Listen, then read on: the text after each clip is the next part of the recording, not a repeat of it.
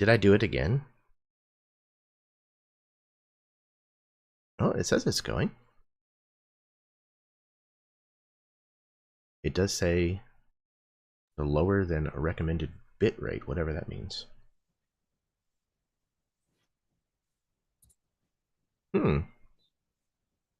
Well, I don't know what, if I just anything. refreshed and it brought it up, so we're live.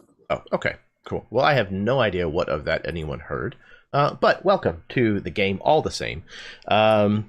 Seems to be some glitchy, itchy stuff. So we'll just start with the same explanation, the same warning that I give at the beginning of all of my games, and that is, if foul language and mature subject matter are problems for you, then don't watch this game. Don't watch anything on my channel. I don't know what you could watch instead. I don't know, VeggieTales? I don't know. But if those things don't bother you, then come on in, have a seat, stay a while, listen. We also have some fantastic art here on the overlay from two wonderful artists. The first of which is Rachel Ayers. She did most of the shield designs that you'll see throughout the game. Was an incredible artist to work with. I highly recommend going and tracking her down if you need that kind of work done. Also are the character portraits that were done by Augusto. Hired, commissioned, if you will, by Steve, and they are incredible pieces of art. It's the first game I've ever had where somebody commissioned art for all of the characters, and it makes me so happy to see them because they did such a good job of capturing their persona and their likeness with these pieces of art. So thank you to both of you. Anybody who mentions a channel in just a moment, you should be able to find it in the description of this video down below. If you find something that is missing, please send a comment, write a comment on the video, and I will try to fix that. Let's see, what else? What else? Oh, I don't know if the announcement came through, so I'm going to repeat it. Next week, this game will have been running for 5 years. So that is a momentous event. So I wanted to make sure that at least makes it into the video here. So very excited to see that milestone hit. What else? Oh, also, Josh hopefully will be joining us here in a little bit, but you will be hearing pieces of music that he wrote and composed himself. One on the break, which is titled Shield Sister, and then one at the post stream, which is titled Swordbreaker. So be sure to stick around and listen to those and check out Josh's music. So before we get started, I'm going to go ahead and pass things over to my players so that they can introduce themselves, tell you where you may be able to find them on the internet, what they have going on, things of that nature. And then I think we can get started. So we're going to start with Karen. Hello, everyone. I'm Karen, also known as Smithing Gears. Where you can find me when I'm not on this channel would be on Mini Terrain Domain, because I like to play all over there, and I'm very fortunate to get to do so. And the other thing that I've currently got going on in my life is Baldur's Gate, and I am not ashamed that it is everything right now. But I'm really super excited to get back to this game, so yay. I'm very, very happy that you could take the time out of your Baldur's Gate schedule to play with us tonight, Karen. No, sincerely. I have not played it yet. I am very jealous of everybody who's gotten the chance to. I'm looking forward to finally being able to sit down and play it myself and catch up at some point. So I've heard nothing but absolutely stellar things about it. So, yeah. Speaking of absolutely nothing but stellar things, Baron. Speaking of absolutely nothing, hey, I'm Baron. You can usually find me with Karen in Baldur's Gate. In truth, I don't play online too often. I am fortunate in regards to playing here, where you can probably find me the most. I'm back and ready to play my sucker toward, breaking swords and fucking off. Fuck. How Geralt of you. No, but yeah, man, super happy to have you back as well. It's been a while since we played this game, so Even though you and I hung out and talked and stuff last week, it's definitely, we haven't had the chance to play together in a while, so I'm looking forward to doing that tonight. So, all right. Next up, we have Eli. Hey everybody, I'm Eli, and I'm excited to be back. I was kind of talking to everybody beforehand about like, oh yeah, these characters are cool, and like, oh yeah, this story's fun, and oh my god, 5 years, it's the longest game I've ever played. It's just like, it's wild to be here. It's been a pleasure, and I'm always excited to come back and see what kind of drama we get up to this time. Speaking of, I'll be playing Sir John Lightnor, of course, a Knight of the Realm, and recently emancipated bad dad. Well, recently, sometime in the last 2 or 3 years of actual gameplay.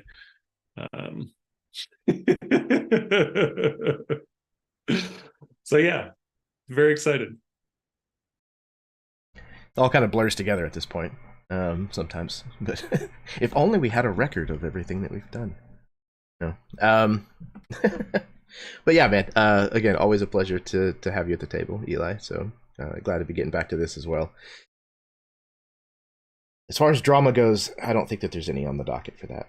No, I think we're fine. All right, last but most certainly not least, we have Steve. Hey, that's me. Yeah, so I'm glad to be back and playing. Speaking of notes, Eli's notes are like 70 pages long. Does that like? I mean, like, I've never commissioned work, for a game before. Excuse me, my notes are not 70 pages long. They're 69 pages long. I specifically wrote up to 70 because although Jeremy talks about the maturity you might find here, there's a lot of immaturity that you find here as well. So I was like, let me just. There's nothing about the humor that's mature here. There are quotes at the end that are fucking sick.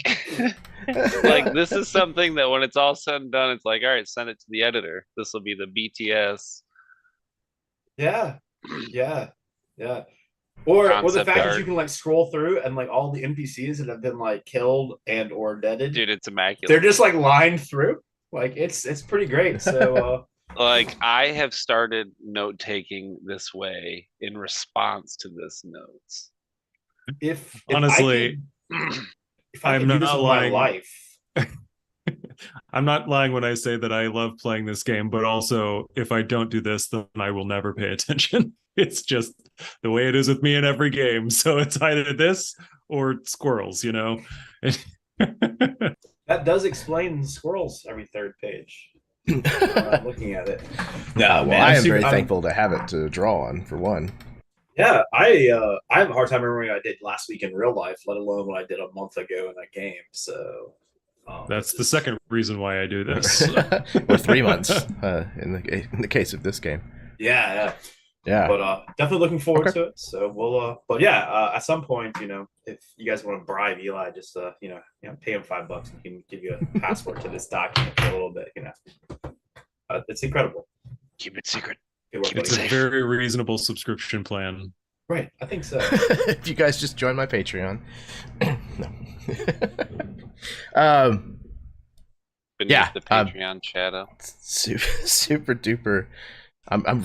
It has been a while. It's been a while since we've played this game, and I'm very much looking forward to getting back to seeing what these characters are up to, what they're going to do with what's in store. All good things. So, without further ado, I think we're ready to go. Is everybody ready? Any questions? No? One slight do before we go. Yes, please. I've a lot forgotten Cortex already, so please forgive me as I everybody was talking about that before you came. Yeah. Okay, fair enough. I'm hoping I remember enough of it on how to run it, but we'll see. If not, just roll some dice, guys. We'll figure it out. This is going to be a lot of talking in this episode, much like most of our episodes. That's right. So I think it'll be okay. All right. If not, we'll wing it. Okay. Here we go.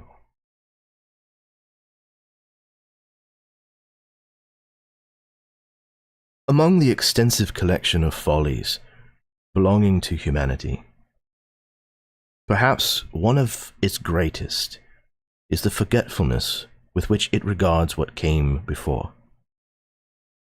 Entire civilizations, lifetimes, relationships, names and faces, unceremoniously lumped together beneath a single term: history.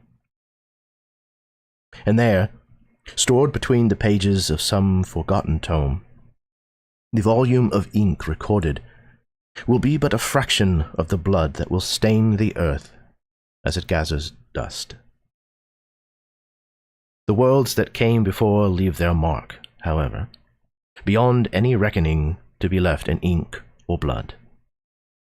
Their corpses remain under our feet. Their final breaths fill our lungs, and their record is felt in our bones. Though they may forever hence remain unseen, their touch will endure within our souls.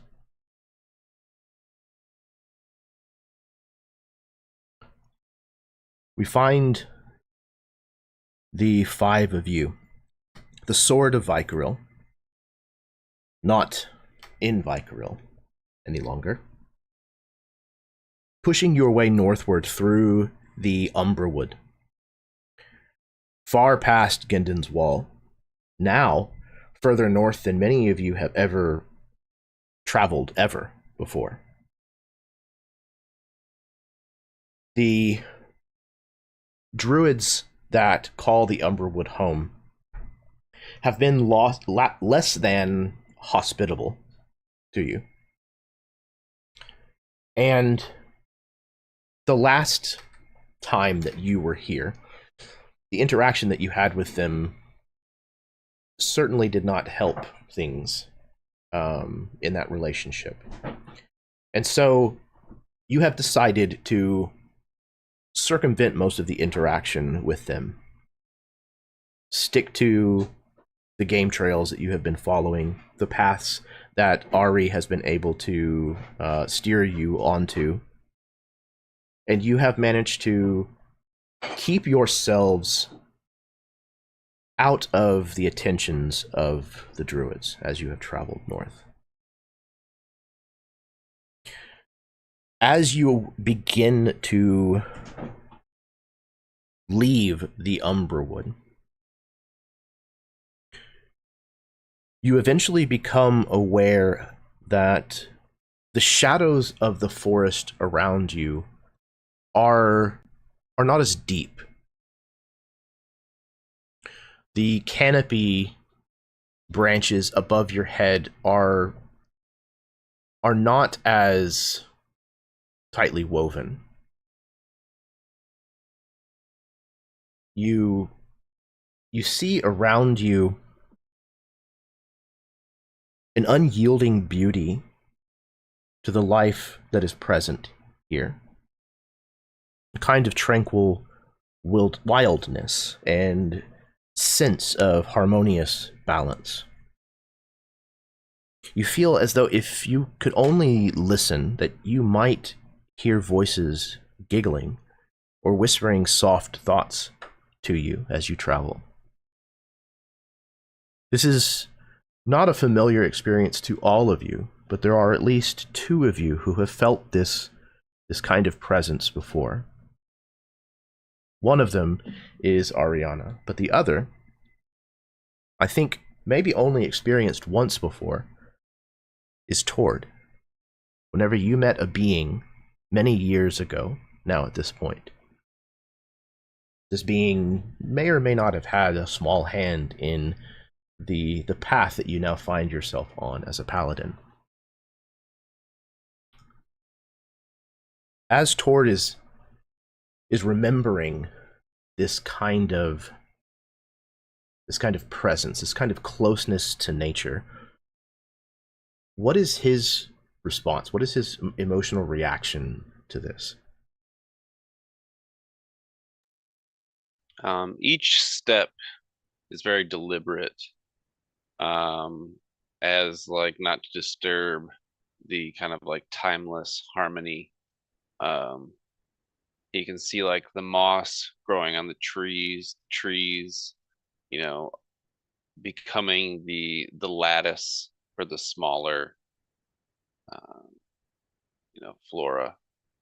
He is very, like, he feels his breathing slow, not out of like calm, but out of like hesitation, like fear of disruption, um, like being a small child while your parent is upset with you, trying to like walk um, without making a noise.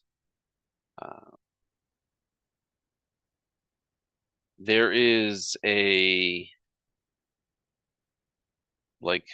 instinctual fear where at any moment he can kind of like fall into the mystical or like the spiritual or supernatural from his kind of like cultural upbringing, where like this isn't the land of the horse lords or the war people to the east, or the men in mail. This is land owned by the land, and you don't know who that master is, so tread lightly in his domain. So each step is careful and predetermined.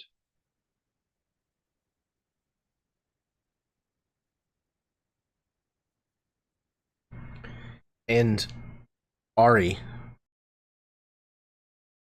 even though you are even more familiar with this sensation, this place, this energy that Tord is, I imagine it's been some time since you have felt it. What is Ari's reaction in this moment?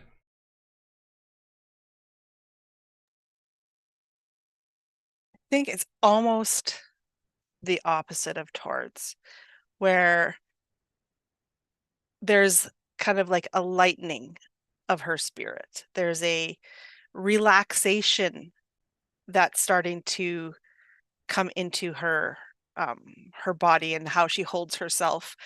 And it's like that feeling of like you're holding your breath for so long and you didn't realize it. And now for once you've just exhaled and you're breathing. And it's freeing almost. So this is probably the most calm that any of them have seen Ari at this point.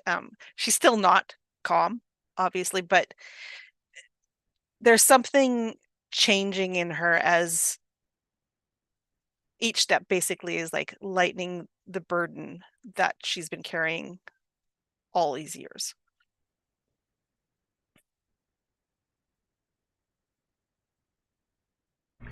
And is there what kind of reaction are Dane and Sir Dane and Sir John having in this moment, being perhaps the first time that you've experienced this kind of particular sensation?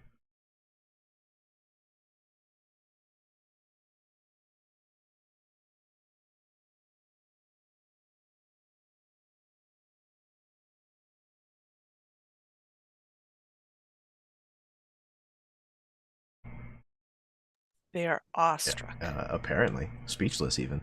Yeah. I think we were both just waiting for the person to talk. It's rare for both of them. I don't know. I think there's a lot of for Dane, like shifting in his seat and on the horse, and maybe even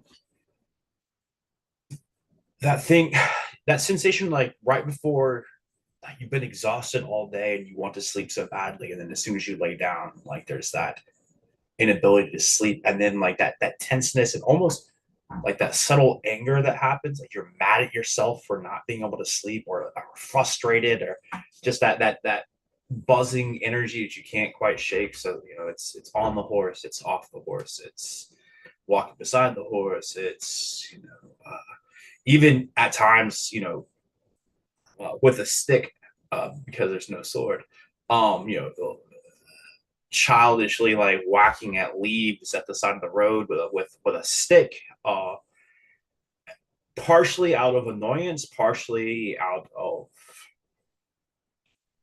that frenetic, verklempt energy that he can't quite get out of the system, between this weird sensation, between the energy that Ari's been putting off, you know, the weirdness of being split between himself and the sword at the moment. Like, you know, I imagine on some level, like deep down inside, there's not a comfort, but a familiarity that the sword experiences with something like this. Like, that's not, you know, uncommon, but I can't process that. You know, that's a thing trying to think in a way that Dane can't. And so it's literally a lot of thrashing at bushes with a stick at the moment, you know, walking beside the horse. And perhaps being even more huffy than he normally is, like trying to draw the scolding out of Ari or Sir John, or Torch probably not gonna yell at him for it, but you know, one of the two of them, you know, he's waiting on that Dane act like a knight, or Dane, those are magical high elven bushes that belong to the, you know, something. And it's also irritating it's not happening. Like, just no one cares that he's here.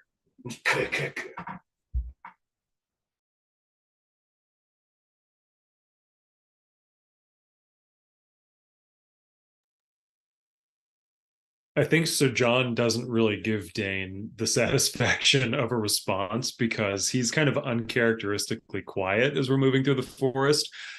I think the like sort of supernatural or magical element of this is lost on Sir John. He looks alert, like he's looking around, but I think from his perspective, he's just like, oh, we are in the woods. We are out there. Like, I've never been this far north. I have no idea. Like, we're out of the realm at this point. And he's kind of going, he's thinking about that in terms of his surroundings, but the surroundings, kind of unbeknownst to him, are making him think about the last time he encountered really powerful fey magic. Which was when he was making the deal to save his father's life way back in his home duchy. And so he's kind of like looking around at the woods. He doesn't want, you know, a wolf to jump out at him or whatever, but he can't get his mind off of that encounter, and kind of like replaying it in his mind, analyzing it for like other possibilities of what outcomes they might have had and that sort of thing.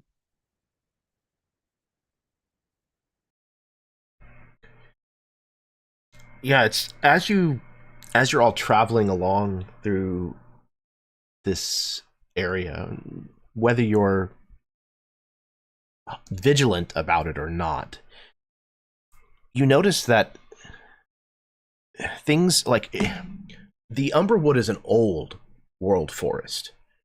It is way more ancient than any forest that is currently growing in the kingdom of Vykaril itself. But things here are beyond even what was experienced in the Umberwood. The trees here are beyond scope. And the wildlife that you come across shows absolutely no fear towards you whatsoever.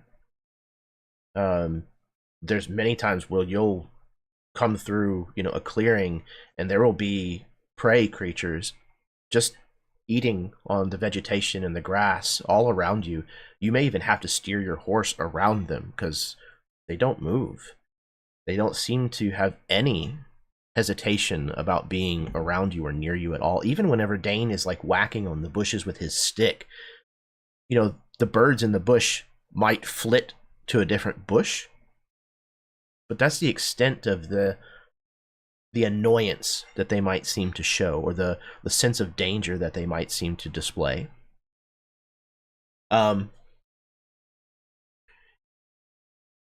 You see once oh, go ahead. Once I start to notice that, once Dane really picks up on like these things, I think that is enough to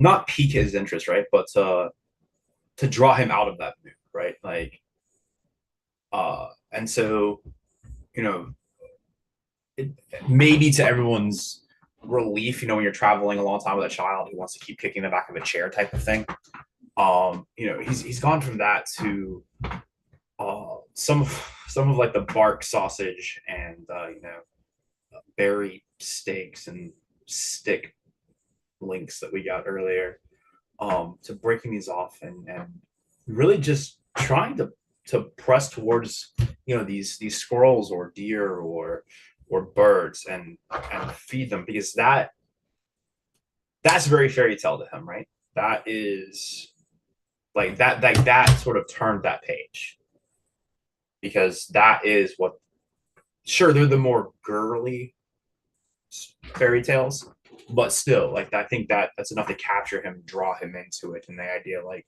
you know, that's the princess in the woods who holds out her hands and all the birds come and like land on her and talk to her, and like that this has to be that type of place. He's not quite to the point of kissing frogs yet, hoping they turn into a princess, but Yeah, if you start like offering food to some of these animals, they will absolutely eat it right out of your hand.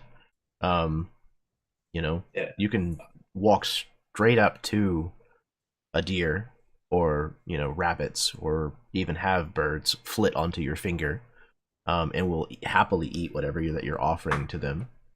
And you almost get the sensation that, like, if you had the right spell, you might be able to talk to them. It almost seems as if they are communicating with you on some level.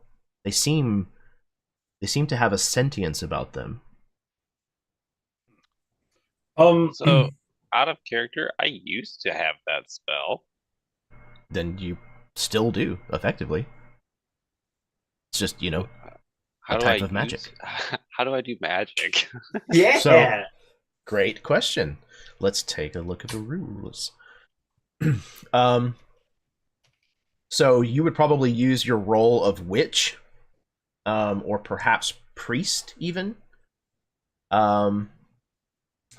and then pick one of your distinctions that, you know, seems to best line up with that. And then pick a value that you think fits, and then you'd build a dice pool out of that and roll it up. Oh, cool. Josh is here. While you do that, I'm going to get Stephen Josh's windows fixed.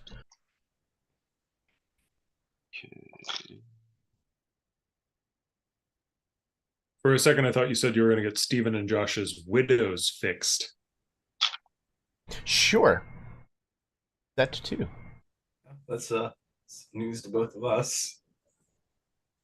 My condolences. Yeah, I thought I was still married. Psych. Wait, if they're widows, That's need to be right. fixed. That's correct. Who are we Correct. playing with? Well, maybe it's just you know. You have now entered a realm not of sight but of mind. Once I made my dice pool, am I looking for the highest? Yeah, so you're going to roll the entire dice pool, then you'll have 2 dice that you get to choose to use towards your total, and then a 3rd die to choose as your effect die. If you roll any 1s, they cannot be used in total or in as the effect die, but I need to know that they exist. Alright, I did not roll any 1s. Okay, good. My total is... Hold on. What am I doing again? I needed 2 that I needed the total of, and then 1 that is size matters. The effect. Correct, yeah. The Well, size of the yes. dice. Your effect die. Right. The other 2 are how so- you use them. It's Yeah. true. So the Motion in the ocean, if you I got will. an 8 on a D8 and a 9 on a D10. Okay, so 17. Yep, and then my effect die was a D8. Okay, that's incredible. Okay, so yeah, if you are paying attention to Dane feeding these animals toward, at some point, if you're trying the same thing or you're just approaching the same animal that Dane is feeding, you get that same kind of sensation. Their eyes kind of belay a level of intelligence that you're not really used to with wildlife. Again, there's this feeling of they feel almost like they have something to say, like a sentience about them. I feel like at this point I've co-opted a like a large black squirrel and have it sitting on my saddle on my horse as we're walking. I'm just like feeding it. Kind of fall in step beside you. Squeak, squeaker, squeaking. What? I'm talking to the squirrel.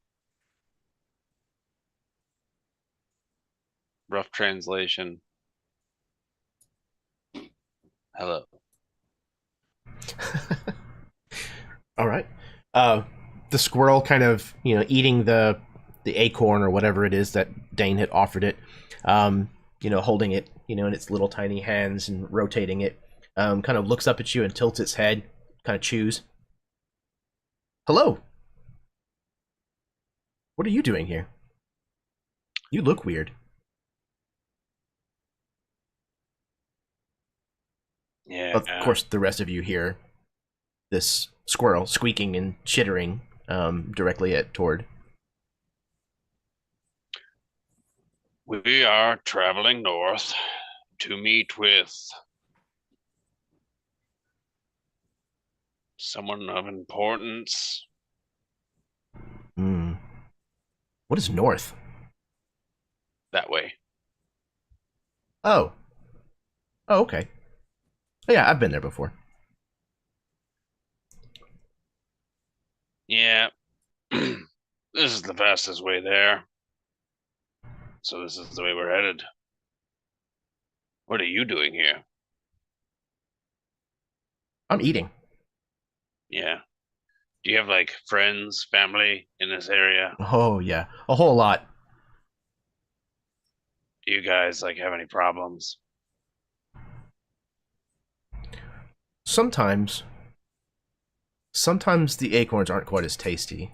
This one, though, it's pretty good. Hate when that happens. Literal worst. Do you have any berries on you?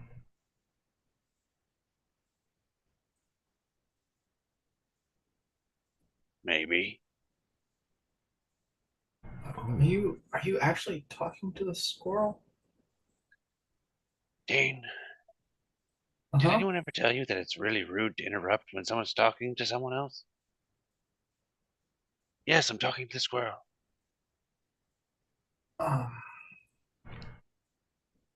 No, don't mind him. He's actually a really great guy. I love him. He's totally great. Does he have any berries? Dane, do you have any berries? Yes, but I thought you ate before we. Oh, They're for the not for squirrel. Yeah. Yeah. Yes. Here. His eyes grow wide. He tosses the like half-eaten acorn like off to the side and like grabs at the berries that Dane's just offered and immediately starts digging in. Oh, these are fantastic. Why are you wearing all of that on your body? The same reason you grow fur. Protection. Do you have to lick it? God, no. Why is he not wearing the same thing as you are? And he kind of like pats the horse. Well, he is bigger and has fur, like you. Did he do something wrong? He kind of like looks at the reins in Dane's hand. Does he want to ride my horse? No. Oh. This is his job. This is how he makes a living to protect his family. Your job is to collect acorns. I like my job way better than his. He probably wouldn't like acorns. And I would like feed some of the berries to the horse as well. See? He gets just fine. Is there something I should know about the berries? They're good berries. I'm really happy you have them because that was almost really weird. What's really weird?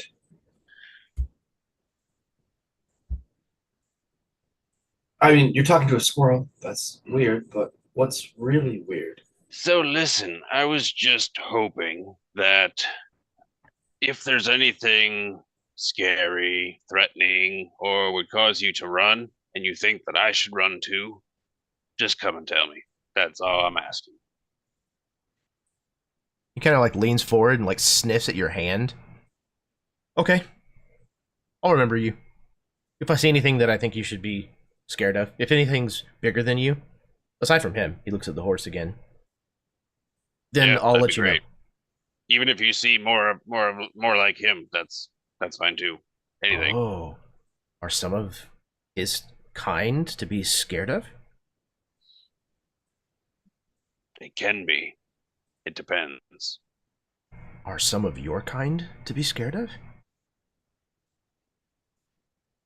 Can be. It depends. This is very confusing. Mm-hmm. I Okay. can see that. Yeah, Thanks for the berries. Thanks. Mm-hmm. Bye. See ya. And he like jumps onto the nearby tree and skitters away.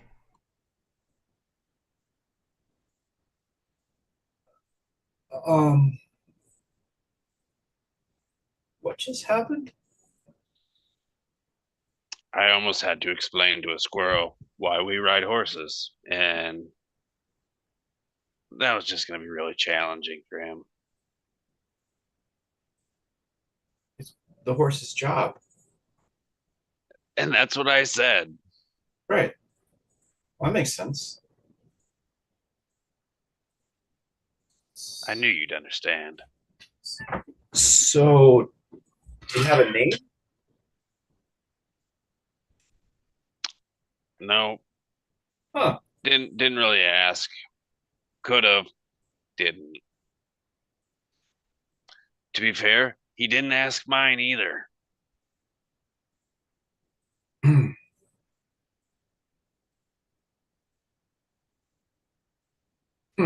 But he did say that if anything bad's coming our way, he'd come and let us know. And I think that's good enough. So, important question. Now that we know the animals can talk, what are we going to eat?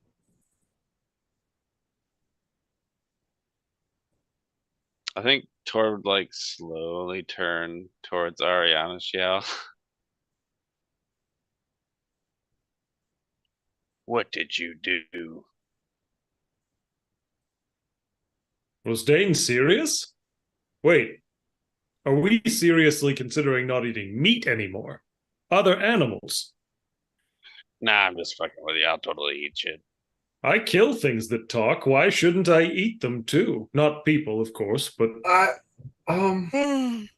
that's a very slippery slope. we know that cows are fine, and we know that humans are bad. It gives people. Oh, what's that thing? If you eat people, it does a thing. There's stories about it at court. The stories from my culture are a little different than what we eat.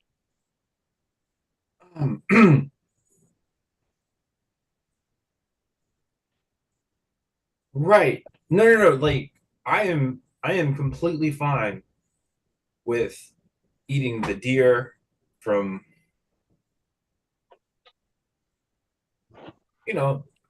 but the ones that didn't look at me like they understood what I was. But now I'm just gonna think that all of the deer or things are screaming about their children. I mean, that deer looks When we're- delicious, though. Well, what if it has kids? But now I can tell you. Now I can tell you it has kids. I assume they often do. Right, but Hey, do you have kids? What, me? You, yeah. Nope. It's actually just me like twitching my nose.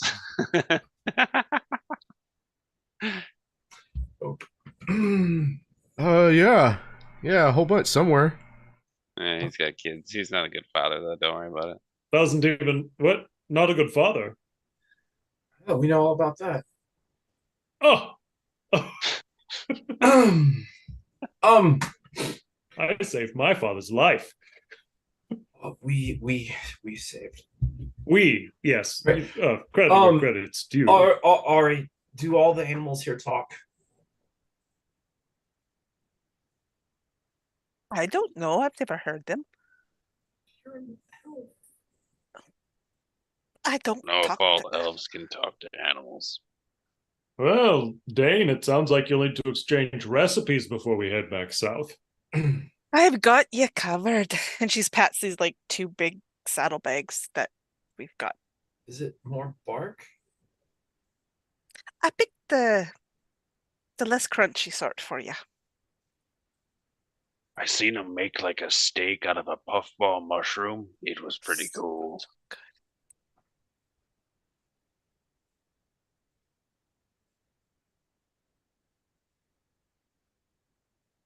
I didn't ever put this part in the stories. Come to think of it, you don't really ever hear in the fairy tales of them eating anything in the forest. Well, nothing that comes to any good anyway. Yeah, I mean, there's like, the house is made out of candy, poison apples, and things like that. See? So there's a compelling argument for not eating something from this forest, not because it talks, but because you might be cursed.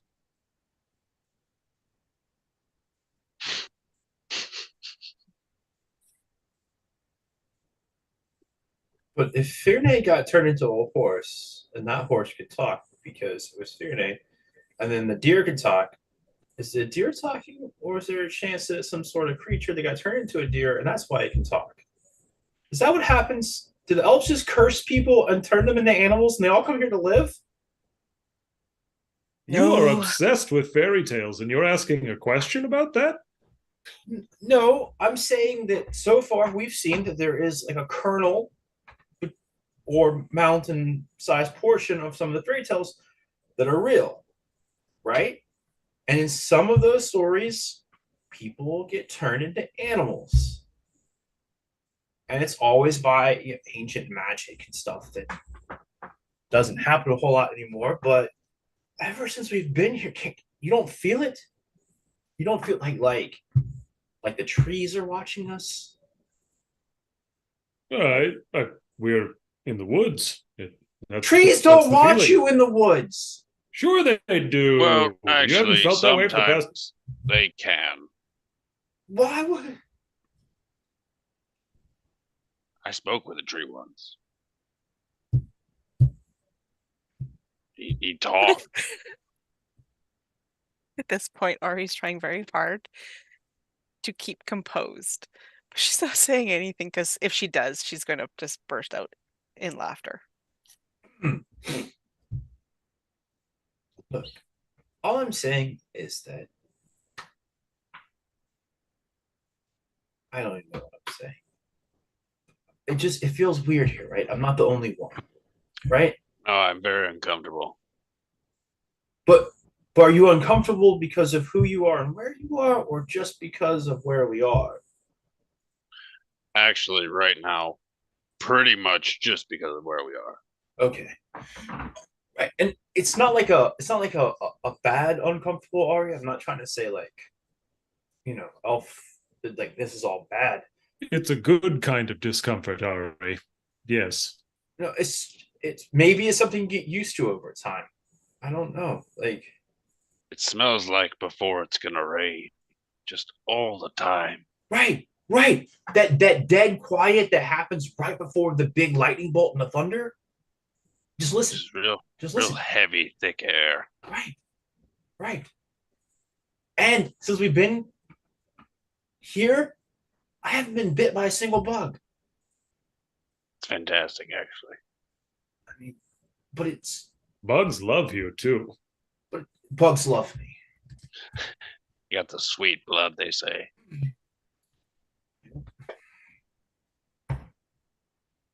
I mean, look, I'm not trying to complain. I'm really not.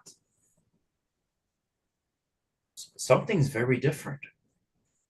I can feel it. Well, Dane doesn't feel it, but if I relax, if I don't concentrate real hard on saying me and I and Dane, if I just let it become we, and we've felt this before, and we know what it is to feel this age this place carries. But I don't know that I want. I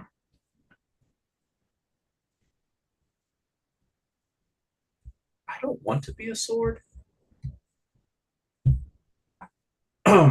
And that might happen here, or I might get turned into an animal. We might all get turned into animals or trees, or okay, I'm done. Thanks for coming and listening to me talk. Well, I mean, in theory, you still have a lot of time before you become a sword. We haven't done half the things we need to do. That's not nearly as funny as you think it is.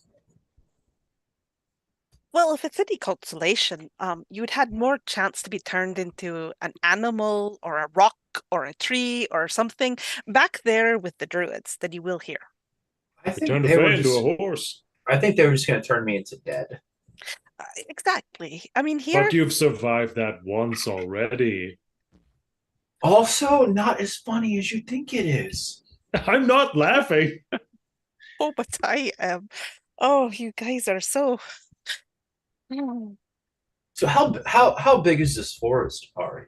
Like how long are we in here before we get to wherever we need to go? Well, I know you're not going to accept this answer because you don't usually accept any of the answers I've been giving you lately, but it's relative. I mean, sometimes it seems like it would only take a couple of days, but then sometimes you could be traveling for 2 weeks before you get to the same place. I've heard that elves know how to take a straight road and turn it into a circle for a little bit. It's the magic of the woods. So not Just- elves, just the trees. The trees. The ones that Right. Tord talks to. Mhm. Ones that are watching us. I The ones don't that know walk if those around. trees are mutually codependent.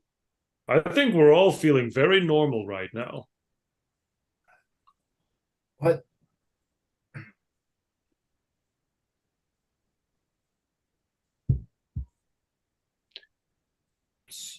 So we're in a magic forest. You're in an old forest. So you're telling me it's not magic? It will seem as such to you. It has its own magic, if you will. It's not like your magic where you say words and you wave your hands around and things happen. No, it's just natural. It's the way things are after millennia. These animals that you think are people turned into creatures are not No, people turned I into didn't creatures. say that. I asked that. These are animals, but they have lived their lives generation upon generation, thousands of generations, without fear of two-legged creatures hunting them. That has a rapid They've- drop off about 2 days that direction. And when you have not, if you don't have to spend your life worried about where your next meal is going to come from, or if you have to constantly worry about somebody grabbing you up for dinner, your life expands. It's the best I can put it. And yes, they think. That's why we don't eat them. So is that why the elves got so angry with the people? Because you started getting grabbed up and Your things world changed. is different, and your people are trying to put your world in ours. And it won't work. I mean, it kind of works, right? I met Bodhi. There has to be a give and take. There has to be a respect there, an understanding. No, don't get frustrated. I know what you mean. I really do. And maybe more than whatever it is we're supposed to get from this elf queen lady. Maybe that's the bigger thing, is trying to bring some sort of understanding or respect, or giving back against what's been taken. Maybe that's part of what we're supposed to do. But it would be a lot easier if you quit saying, I don't know everything. Or saying you can't say it, but I get it. There's going to come a time that you'll give back. I get it. I get it. Just don't let me eat someone that's been turned into an animal, please. Aren't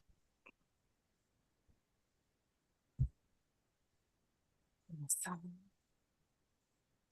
Don't want to live off of sticks and bark and berries. Why not? They're some of the most delicious food you could ever have. There's some of, sure. I mean, if you stopped eating the cutlery and the plates and stuff, you'd probably enjoy it a lot better. If when I went through the line, they didn't think it was funny to put a fork on the plate and tell me that was the food, then I wouldn't have eaten it. And then Tor told me the same thing, so I ate 2 of them. I was just repeating what I had heard. I also ate the stick.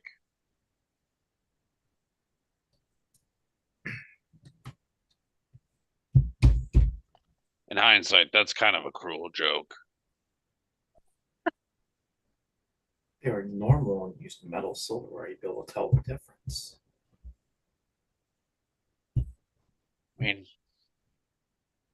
I'm literally from like 150 miles southeast of them. Do you feel like they could have like gave me a hint?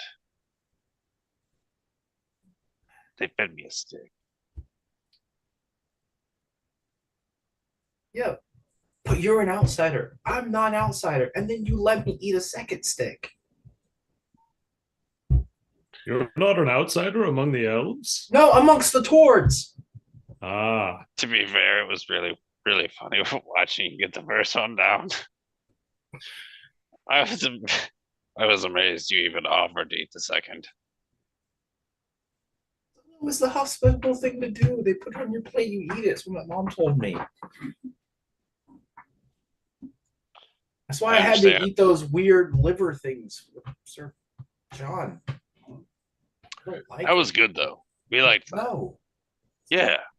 it's not good. It's not good.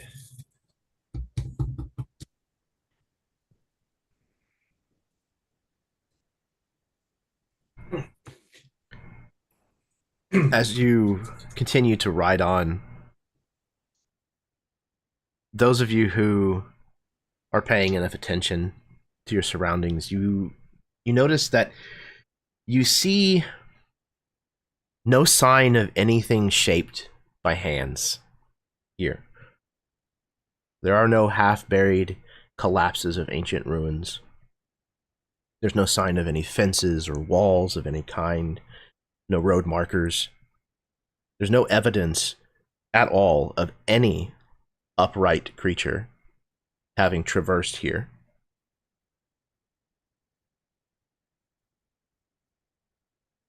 You feel...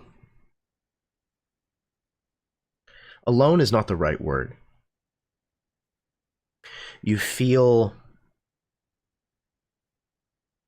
connected, but separate. Almost like being in a home with people in a different room. You feel a presence.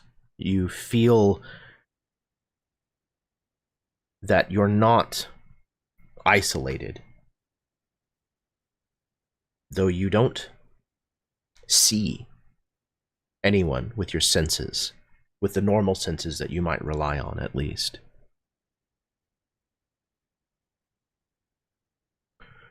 The forest around you is alive. Almost as if it were an entity all its own. Almost to the point where you could maybe perceive an inhaling and exhaling of breath. Before long, you are actually seeing things other than just normal wildlife.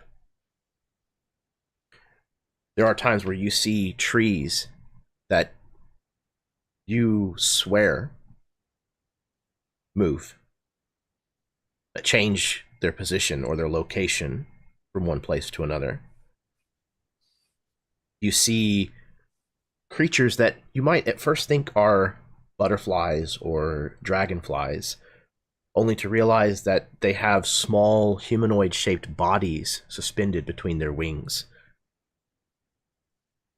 Things that have only been described to you, some of you, in stories as being fairies or pixies, sprites.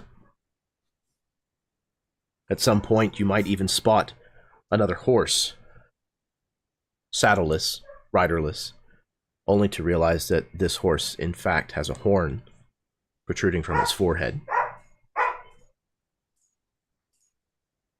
All around you, the spirits of the forest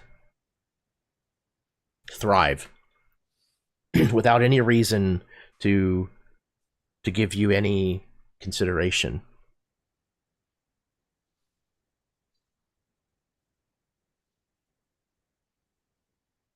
One person we have not had the chance to get a perspective from yet. Eddard, what are your thoughts, your feelings, as you have ridden now for several hours in this different world, this different landscape? So I wanted to ask, because I don't think we've ever gone over this. Eddard, after kind of experiencing what he's been experiencing on the ride, you know, it's like you put it, it's canny, and at the same time, it's just out of like dissertation. You can't barely tell, like you can almost tell what's going on, but then it's just a little different. And I don't know if there's ever talk about the planes of existence on the in the world of Rosfine, but I think Eddard is kind of feeling like a bleed between you know, it's something that seems, you know, somewhat comparable to things that you've seen before, but just a little different. And like everybody else has said, it just feels weird. Like not bad, not good, just different. So yeah, I guess that's my question. Maybe if there's some role I can make, because Eddard has done a lot of research. I'm not sure if this would be like a common subject. Certainly. Yeah. So. Yeah. So. What would you suggest that role here? Yeah, I would say Sage is probably the right role for this if you're talking about specifically like having come across it in written form. And I also have a specialty under Sage called Font of History. Perfect. Okay, then that would certainly qualify here as well. And then you'll choose one of the 3 distinctions that you have that best fits. And then a value, maybe tradition, possibly maybe even wisdom or tranquility. Tradition, kind of thinking that, you know, the customs were things that were written down in many books, so he would know these kind of things. Yeah, okay, certainly. So let's see. I don't really have a good distinction to. Well, let's call it. I'll use air loss to history at a D8. Sure. Let's see. Let me get my dice pool together. And then I will use tradition at a D6. Sage at a D10. And I had an extra die for that font of history specialization. Correct. Yeah. Whatever the specialization should be rated at a die type as well. Yeah. Okay. There you go. Okay. Yeah. So you'll roll all of those dice together. Ignore any ones, or actually let me know if there are any ones. And then you're going to choose 2 of those dice to be your total. You'll total the actual values of them, and then you're going to choose a 3rd die of that, and then that'll be your effect die, but it's only the die type of that effect die that matters. Okay. I didn't roll any ones. Let's see. I have a. I'm gonna go ahead and use. I rolled a 6 on a D10, and I have another D10. I'll use that as the modifier die. Okay. So what was your total? Let's see. So out of those, so okay, I think I misunderstood you. You're good. I didn't have any. I didn't have any ones, which is good. But I thought I needed to pick 1 die. So you'll pick 2 dice to form your total. 2 dice to form the total. Okay, so total of 11 and power die 1 the D10. Okay. All right. So your instinct about kind of relating this to something that you have read about before is not off. This forest, it feels like someone describing a forest in a piece of poetry or a story, as opposed to being your real experience in a forest. This feels like someone's doctored up representation, of an experience in the forest. So kind of hearkening back to where you may have kind of got that impression, you definitely get a sense for possibly even correlation between mentions of a place called the Feywild. Now, the Feywild is an entirely different plane, and as far as you can recall, you haven't made any kind of planar transition. But it definitely feels like if the Feywild is a real place, that whatever curtain, whatever veil separates that plane of existence from the mortal plane here has a lot of bleed over.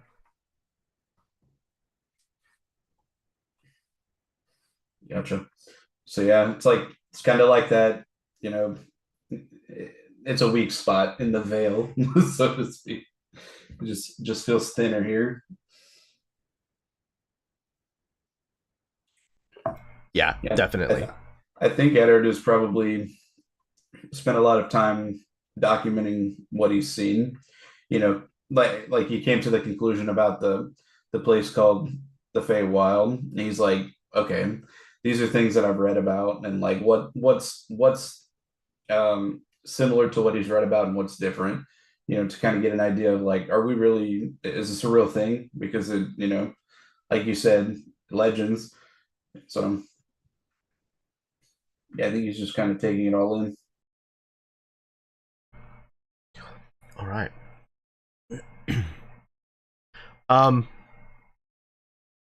So you continue to ride on for the rest of that day, eventually having to stop and make camp for the evening. But even with, you know, a watch, the forest around you doesn't seem to pose any threat to you. Even if you notice predators, you know, wolves and things of that nature who happen to be, you know, out and around, it doesn't seem like they have any interest other than a passing one in your presence here. You know, they may even wander straight through camp, you know, at one point or another, especially if you have a fire. That might actually draw a few of them out, but, you know, they get near it, realize that it's something hot, and immediately pay it no more attention and move on. Is there anything else that you want to discuss or try to accomplish over the course of the evening and into the next morning? Yes. I think at some point, maybe after making some mushroom soup for the folks, we're eating there, and then Ari is she's a bit quiet, and then she looks up and she's kind of like catches everybody's like eyes, but then specifically looks at Dane. I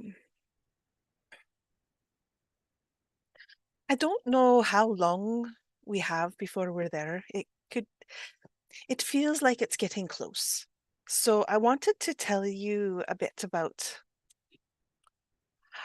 my people before we get there. I know you've had questions and it's never been the right time, but it's now at least the time for that. And you know how everyone talks about how aloof and cold the elves are? It's common things I hear when I'm around in Warrington and stuff, that we're all seen as haughty and just, well, what I'm trying to say is the Kairodel, my people, they make the other elves look positively exuberant. So that's where we're going. They're very secretive people, if you haven't maybe figured that out at all. It's partly to do because they are the closest to the human lands, and that makes them the most untrusting, but they're also the most curious, which is why I have been in the human lands for decades. And because of this, we're taught at a very, very young age that our home forest, the Enel Arvan, it is the most important thing to us. It's protection, it's life, is what we hold in the highest regard. And that's kind of where this whole thing comes in. We have a group of protectors right there, the Seldan Shieldhouses, that are warrior peoples that are protecting, to guard our home, to keep it safe. And I was one of them. It was the most important duty, and I have been found wanting.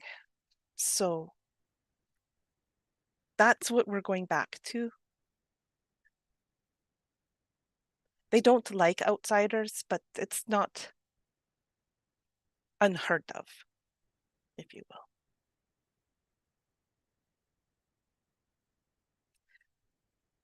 And I say this so I know you have questions, Dane. I know there's so many things. There's just things I can't tell you. It's not my place to tell you. But it's not your place to ask either. And I only caution you so that we don't get in trouble when we're there. If they want you to know, they'll tell you.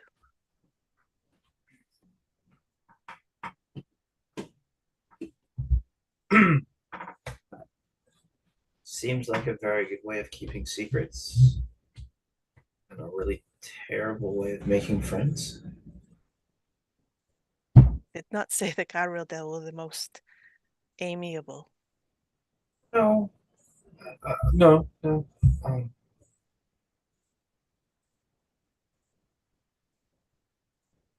Just at some point, maybe, and it won't be today, tomorrow, while we're here.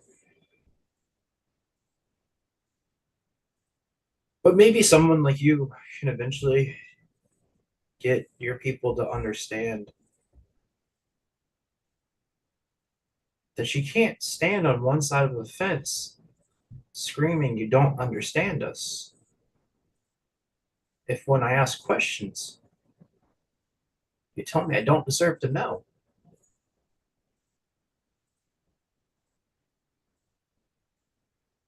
The only thing you've ever learned about us is what you've seen on the outside. Well, not you. Because if we were what you thought we were, if we were what your people thought we were, you wouldn't be here.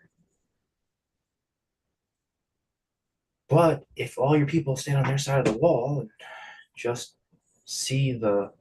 But you're missing my point. No, I am I'll here keep my because mouth shut. my people want to learn. But do you want to learn? They want to learn to know if they can trust.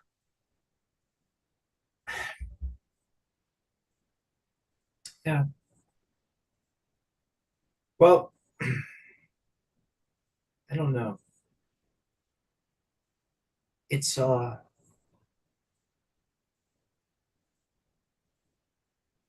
hard thing to try and figure out if you can trust someone before you get to know them. You're doing a good job. I'm not saying you're not. And I really appreciate everything about you.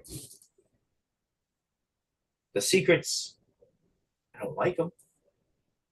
But I appreciate the fact that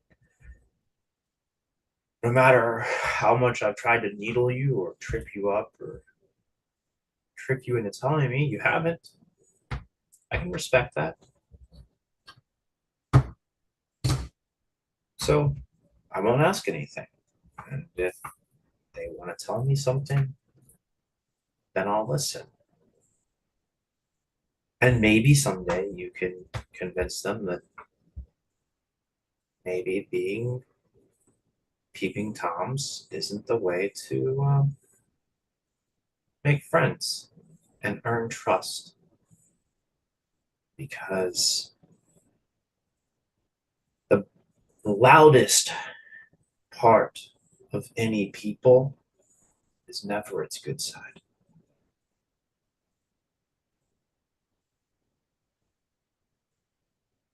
Also, these mushrooms aren't as terrible as I was expecting. So thank you. You're welcome.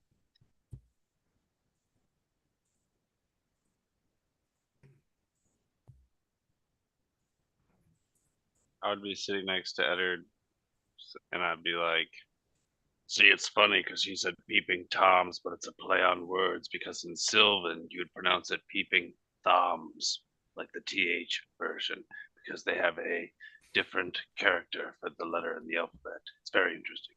You know, I always thought to myself that the H was silent. Thanks for revealing that to me. Yeah, it's a translation. It breaks down somewhere in the greater spirit of the dialect of Sylvan into the Elvish child language. It's incredible. So you look at Eddard and he's got he's talking to you, but he's not really looking at you. He's writing down his journal and he's got this big long paragraph he was writing. And then when you say that about the age being silent, he stops writing and he goes to another page and writes that down real quick. And then he switches back to the page and continues writing. I try not to pry, but you're writing pretty frivolously over there. Yeah, I think it's. I know everybody's had their piece to say, about how different things have felt these past couple of hours traveling into this land. But do you people ever have any talk about what is beyond this plane of existence, like this physical plane? Like, what else is out there?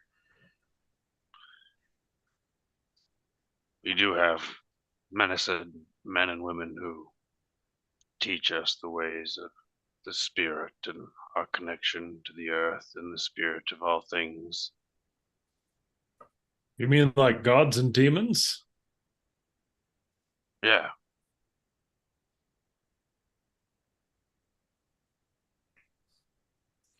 The theory that I'm developing here is I think that the planes of existence are kind of stacked up on each other one by one, and in some places that barrier gets kind of thin and things start to bleed together a bit. I read about this place in the library.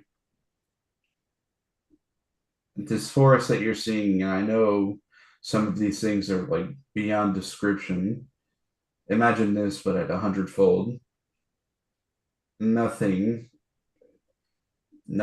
comfortable about it. Everything new, nothing relatable. So knowing that, certainly this couldn't be that. I can still make out things here and there, but I think the veil is thin here. And as we kind of pass through, I think there might be more spots across Vykaril where some layers are thinner than others. In my experience, the din, the calm after a battle, when the blood has saturated the soil, the veil feels thin then too.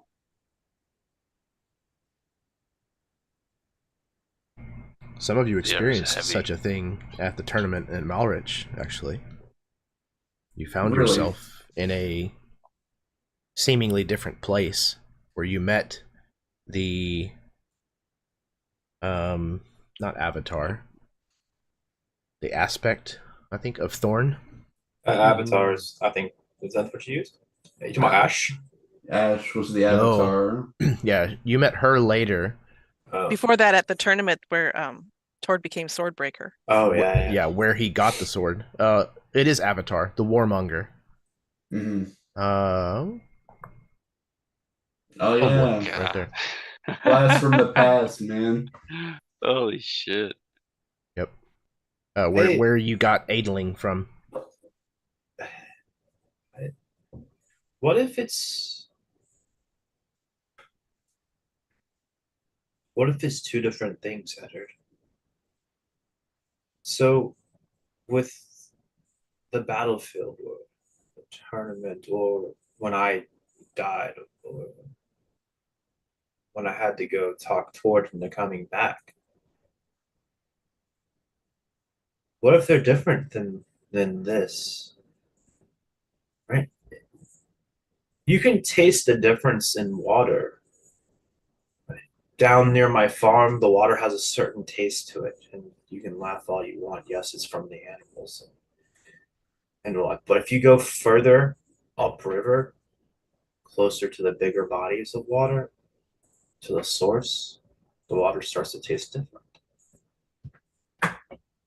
And in all the stories I've read from and heard, people talking and strange people with darker skin and thick accents telling their stories, there's so many similarities that they have to come from the same place, right? Imagination has to come from somewhere. Magic has to come from somewhere. And if places like this are just closer to the source, but then like the battlefield where you say it's thinning, if that's like a painting that's been painted over before, right? And so when all that blood hits the field, it's like brushing across a canvas that wasn't entirely dry. Those old pigments start to reactivate, and you can see the previous painting start to shine through, to slip through. I think that's partially how I could come back, and partially how I could go and talk to Tord. Because it is thin, but it's all in the same place at the same time.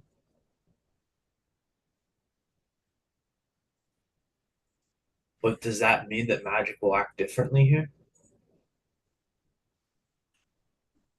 It doesn't seem like the same type of magic. It just doesn't feel the same. And that might sound so weird to say. No. No, I don't think it does. I don't think it does. It's like, sorry, Ari, but it's like eating bacon versus eating pork ribs. It all comes from the same animal, but it tastes very different. Or eating berries and bark, they come from the same thing, but you're not supposed to eat one of them, apparently. So maybe that's. It is interesting, though. The unicorns, everyone saw those, right? That wasn't just me. It was incredible. I only saw one. Well, yeah, because otherwise it'd be a two accord. My younger brother would lose his shit if he seen that. He was obsessed. We had tales around the fire when we were kids of the unicorn. Mind you, they were very shaggy mountain horses where I'm from, but he would have lost it. It was magnificent. That's what I mean, right? Being closer to some sort of source. Because how do your people have tales of unicorns? And then the elves know them, and then we know them. I don't think there was a point that everybody just got together, sat around a fire, and said, "Hey, let's get our stories straight." The same story told from several perspectives. The same energies felt different ways. It's folklore, you know.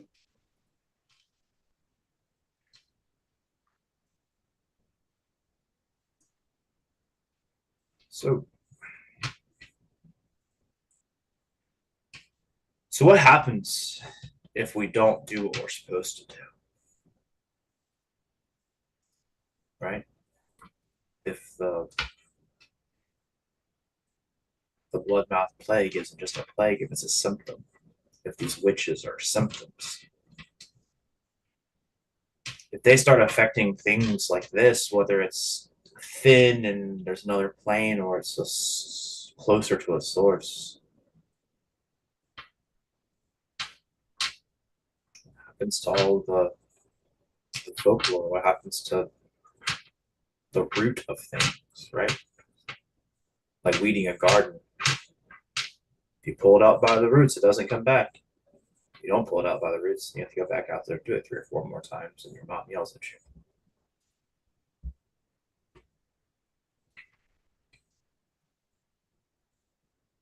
It's so strange that every day we learn more and more about what we're actually struggling against and for.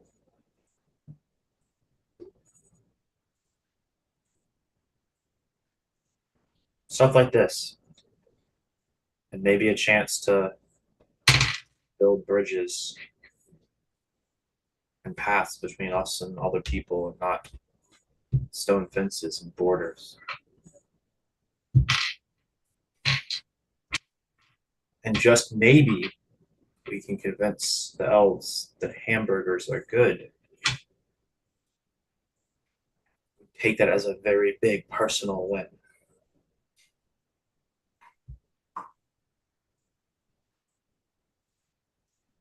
Because if the road is not always the same length, then no matter how long it takes us to get there, at the minimum, we have that long to take it to get back. Maybe more. I don't think there's going to be anything but mushrooms and berries and sticks where we're going. I didn't realize how important food was to me till very recently. But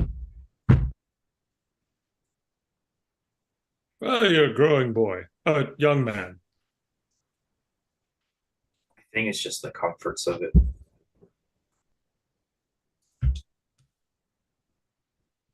Some days I almost miss rolling a barrel up and down a hill, and no, before you ask, I have no interest in doing that right now. Oh, we didn't bring my barrel anyway. It's back there with Balin. So, on the list of things we should and shouldn't do, Ari, are there other things other than step one, Dane, keep your mouth shut?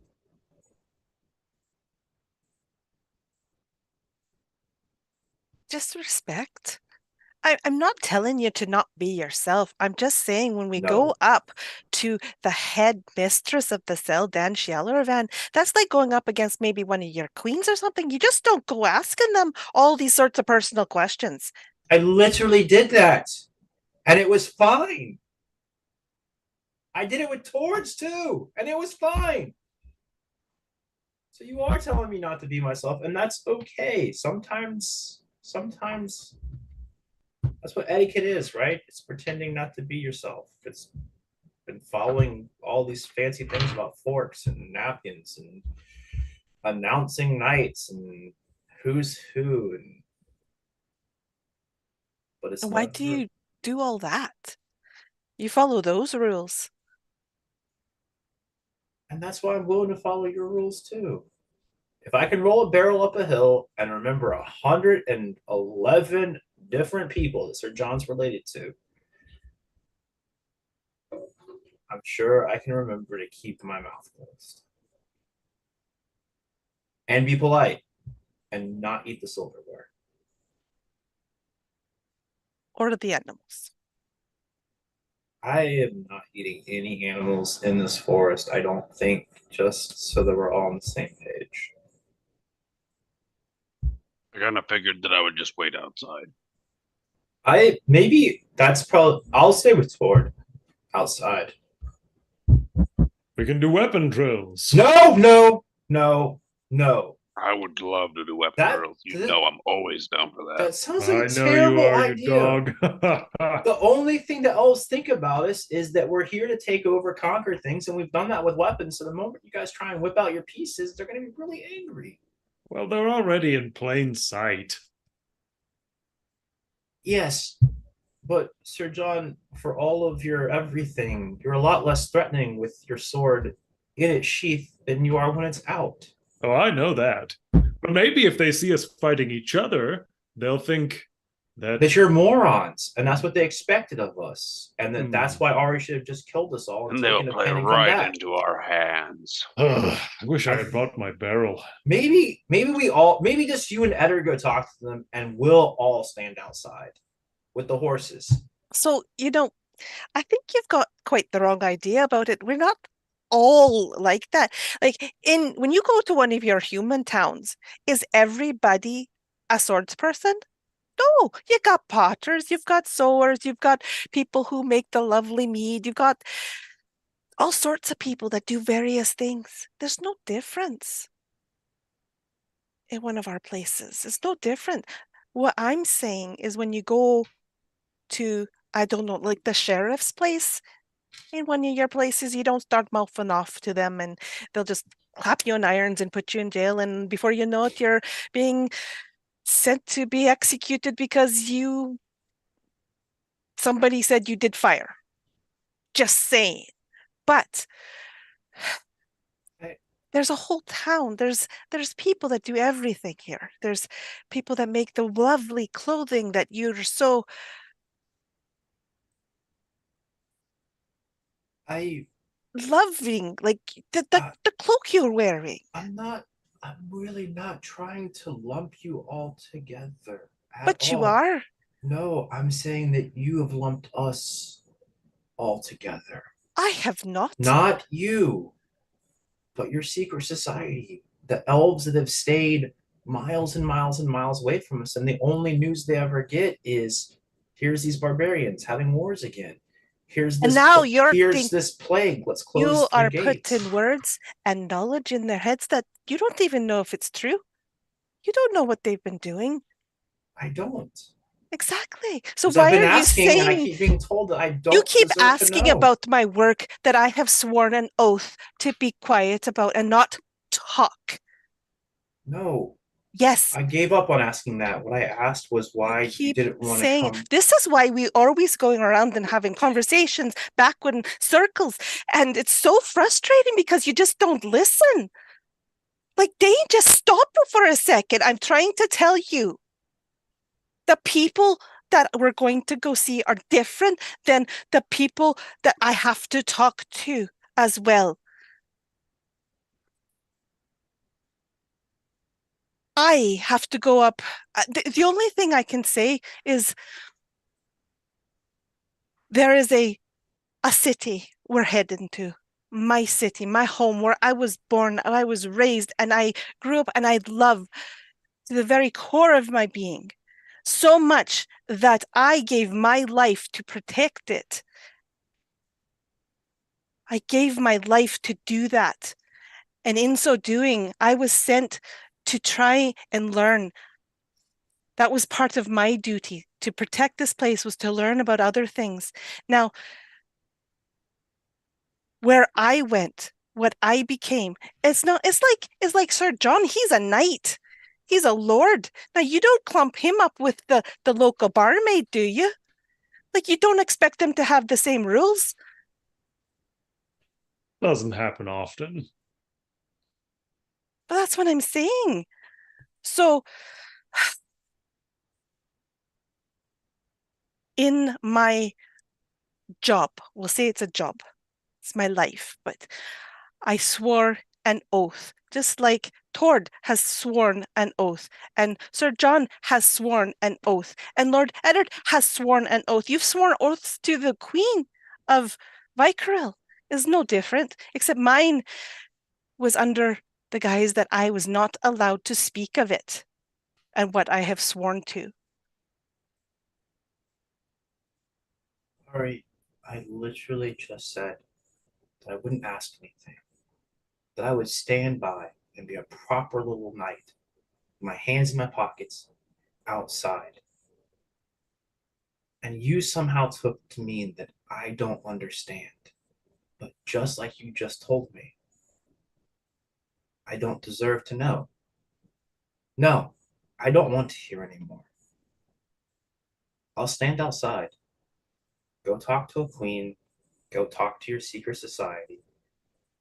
Go get in whatever trouble you're going to get into that you don't want us to help. And that's fine. I'll stand there. You don't have to listen to me anymore.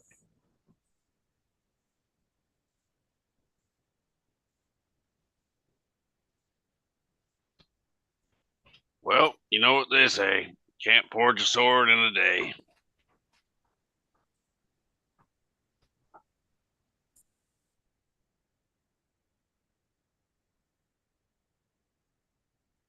All right.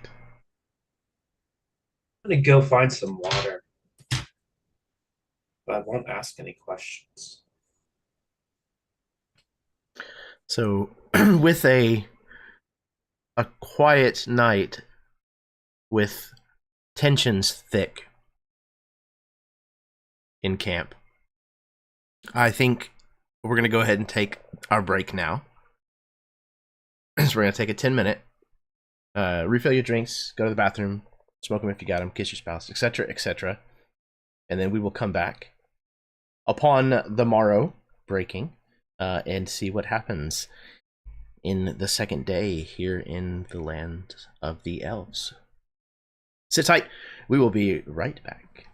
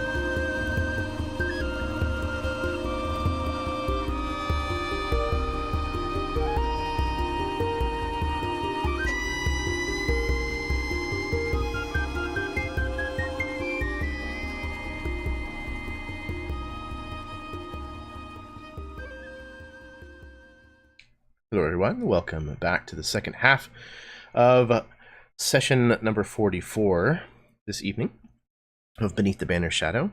Tonight's session is titled A Longing for the Unseen. We are at least a day's travel beyond the Umberwood to the north, now well beyond Ginden's Wall and the border of the Kingdom of Vykaril itself. Now firmly into the lands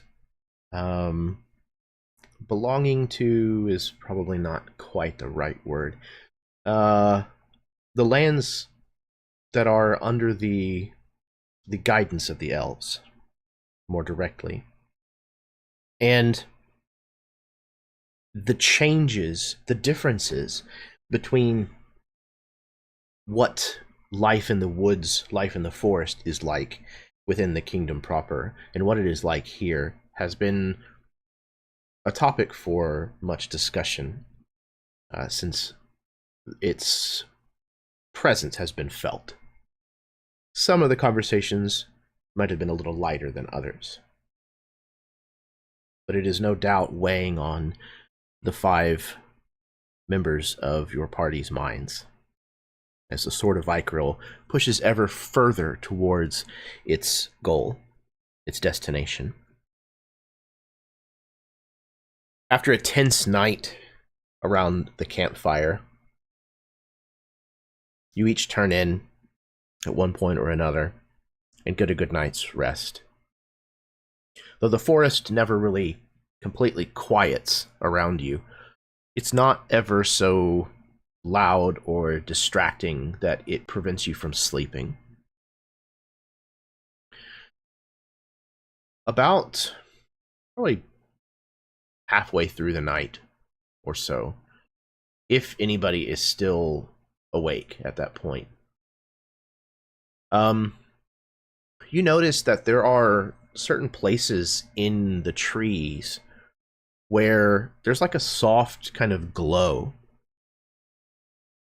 At first you might just think it's dappled moonlight coming through, but if anybody looks into it or, pays closer attention, you will see that there are actually what look like crystals or fruit of some kind that are hanging from certain areas of the trees in clusters here and there. And they give off this bioluminescence, this soft yellowish glow. And it kind of bathes the surrounding forest in this kind of ambient soft light. It's very soothing, almost again like sleeping under an open, clear sky filled with a full moon, full moons, and stars that many of you may have experienced before. You awaken the next day, well rested, with these thoughts still prevalent in your minds. And as you're breaking camp and getting ready to head back out onto the trail, I would like someone, a volunteer, doesn't matter who. We can roll for it. Oh, I'll be your Baron. Huckleberry. I saw Baron's hand, so There you go. Tord. You're saddling your horse and tightening the straps down. And you hear a noise. At first, it sounds much like the rest of the din of kind of constant animal noises that you kind of hear around you. But then you hear it repeated, and it's definitely a little different. Does Tord speak Elven?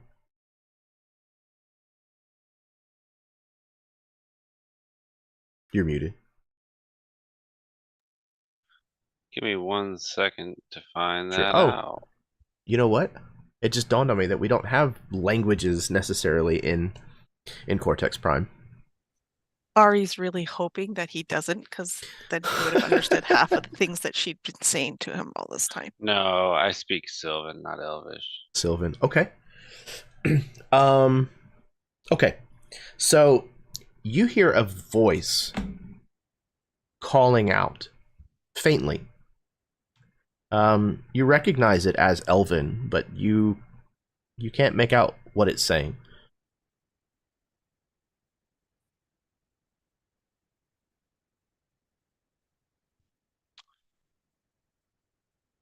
Is Ari around me?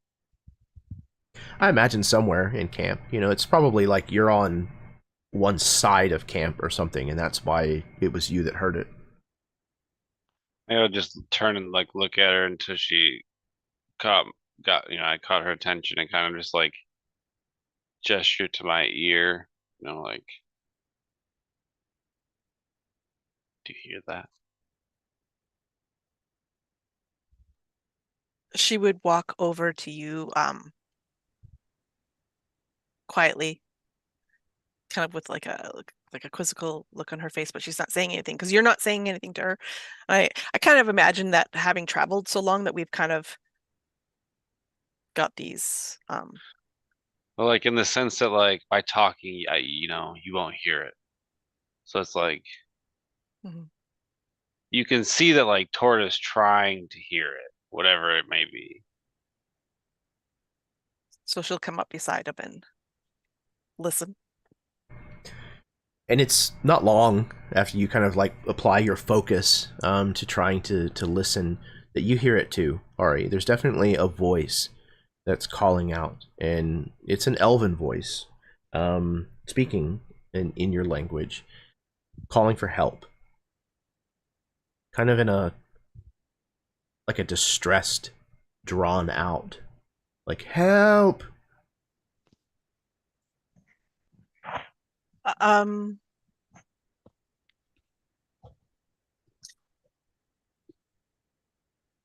Okay, I don't know how to describe this in here, but like something,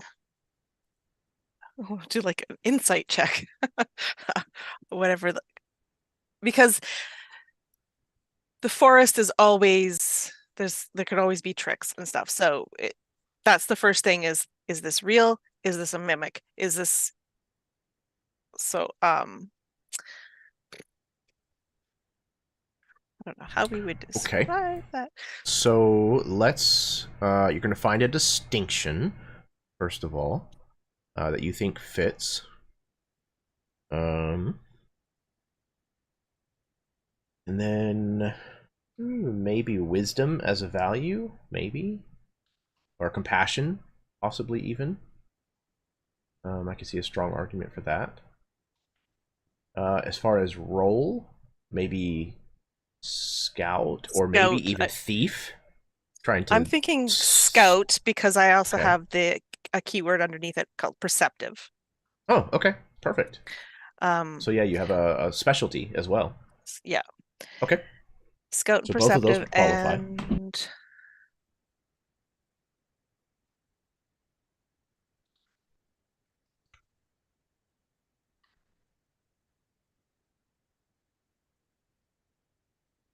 yeah, I'm thinking the wisdom is probably the best value there too. Okay. And I think for you're for the distinctions, exhibiting caution, it certainly could qualify. I'm thinking the private and guarded. That's like sure. Always constantly aware of the danger. That's the whole point of the whole private and guarded. I think that makes perfect sense. Okay. All right. So you'll assemble that dice pool and then roll it up. Okay. Uh-oh. So it was low rolls, except for I did get a 6 on the D6. So did you get any ones? No, I got no ones. No just ones. a bunch of 2s and 3s. So that's great. A total of 10. Okay. With an effect die of a D8. Okay. So it's only the one word, and it is faint. So it's kind of hard to discern much about it. other than it sounds genuine. It sounds like a distressed individual. So, yeah. Turning to Tord. There might be someone in trouble. I want to go check it out. Do you want me to stay? Do you want me to go? Come, please. Come with me. I'll gesture to Eddard. We'll be back. 20 minutes. Yeah. Be careful out there.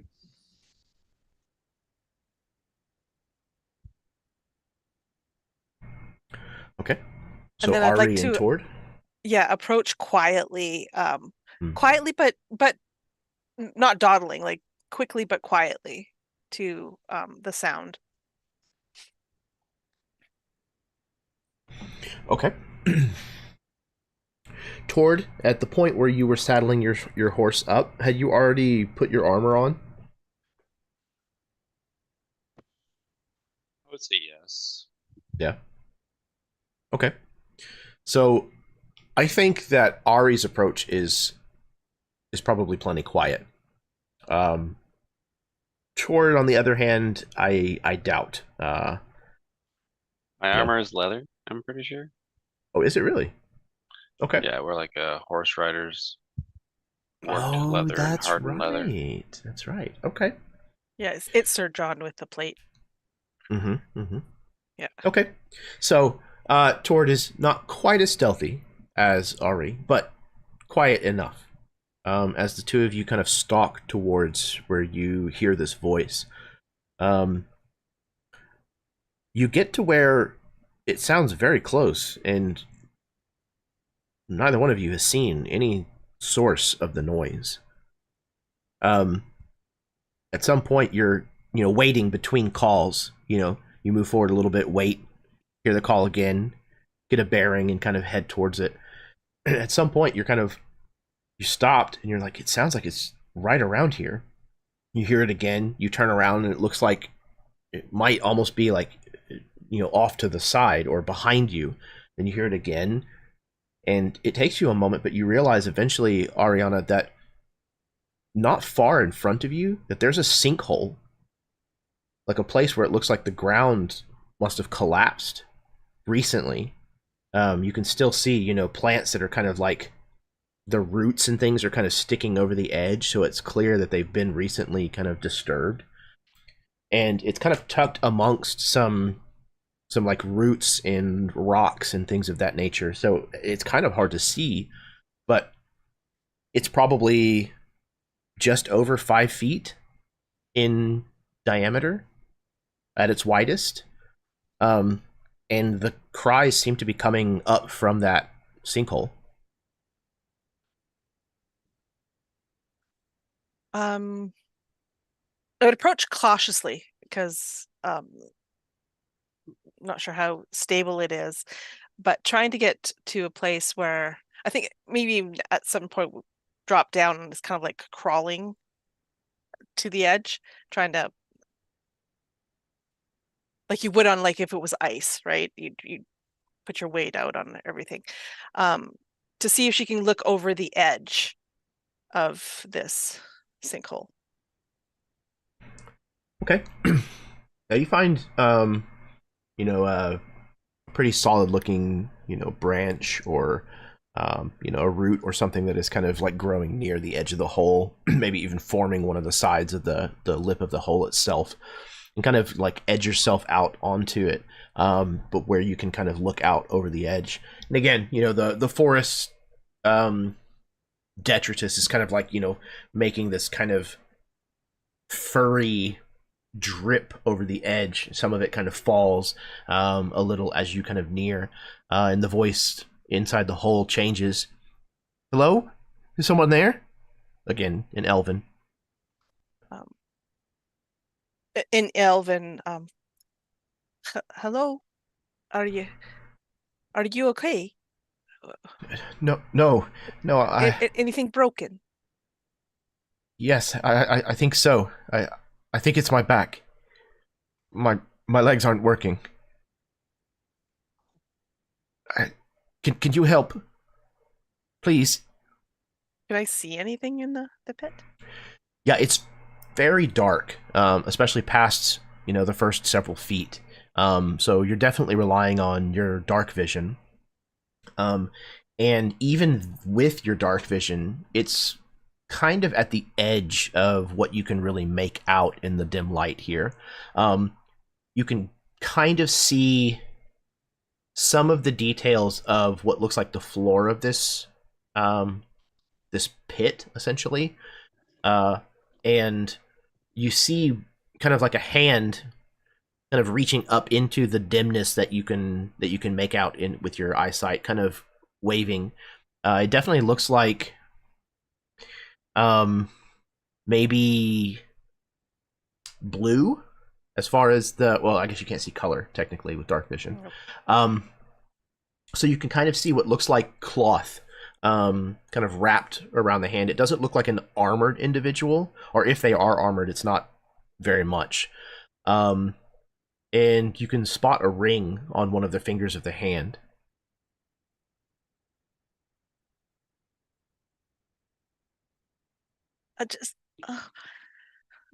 Hang on.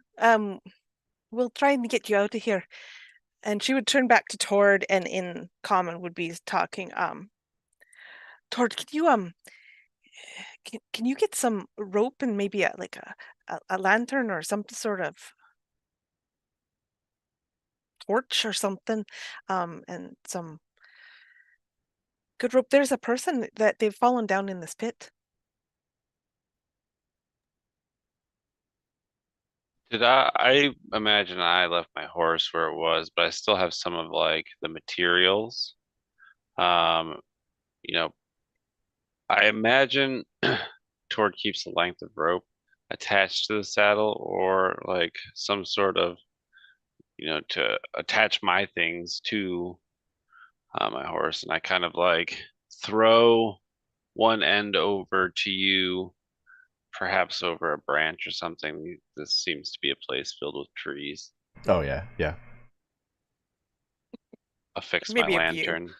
Yeah, affix my lantern to the other end and kind of let it swing in until it finds its center point, and let you drop the lantern in as you see fit. Yeah, bring it down so we can see what we're dealing with. Okay. You kind of slowly lower the lantern into the sinkhole at the end of this rope, and it's not long before the light kind of spilling out of this lantern illuminates the rest of the bottom of this kind of pit. It's a fairly narrow shaft. Like I said, at most towards the bottom, 10 to 15 feet across in any one dimension. It's hard to tell whether or not it might potentially branch off in any direction, or at least substantially. But the bottom has all kinds of broken, like logs and rocks and things that are kind of forming a really uneven, kind of undulating bottom to this pit. And kind of nestled, or nestle's probably the wrong word, that conveys too much comfort, deposited at the bottom of this pile is an elven woman. She is dressed in blue, what looks like probably robes. I mean, they're kind of like adventuring robes, so they're a little more robust than like, just pure cloth.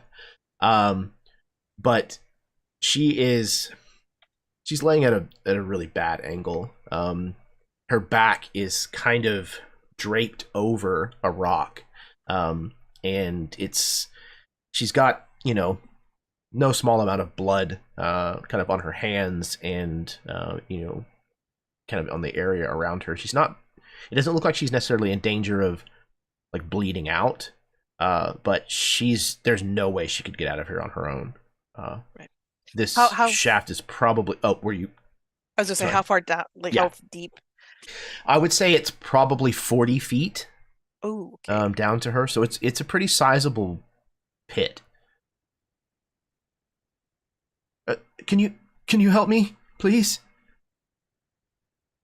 I will help you out there. Tord, we're going to need Dane. We're going to need probably Sir John as well, and well, everyone. I think she's terribly hurt. Well, I might be able to ease her pain a little bit, and you move faster than I do. I could climb it down, offer what aid I can. All right, and I'll once you're down there, I'll go get the others.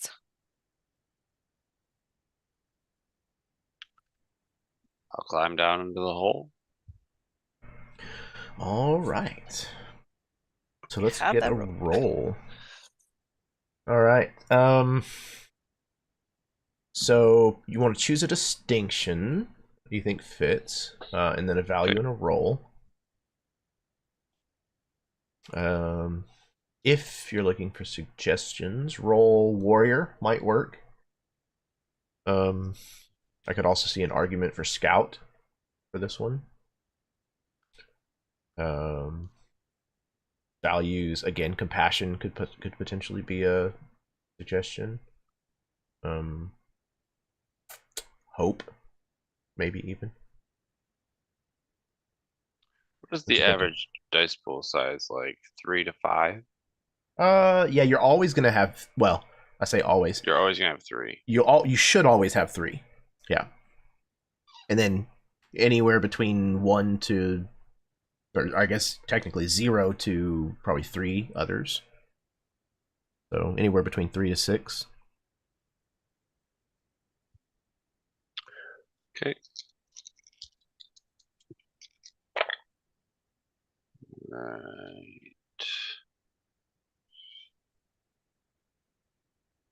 2 that I'm adding together are a 9 and a 5 for a total of 15, and my effect dice will be a d6. Okay, yeah. So it's 14, and a d6 as your effect die. Yep. Okay, yeah. So without any real effort, again, towards a strong dude, like this is not the first time that he's repelled, into an opening or down a wall or what have you.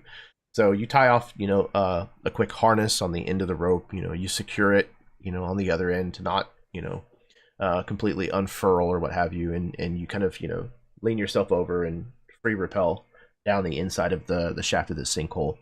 At the bottom, it's a little tricky to navigate. For one, you're kind of at the end of the length of your rope, between the harness and tying it off on the other end, and the length that you've had to kind of descend.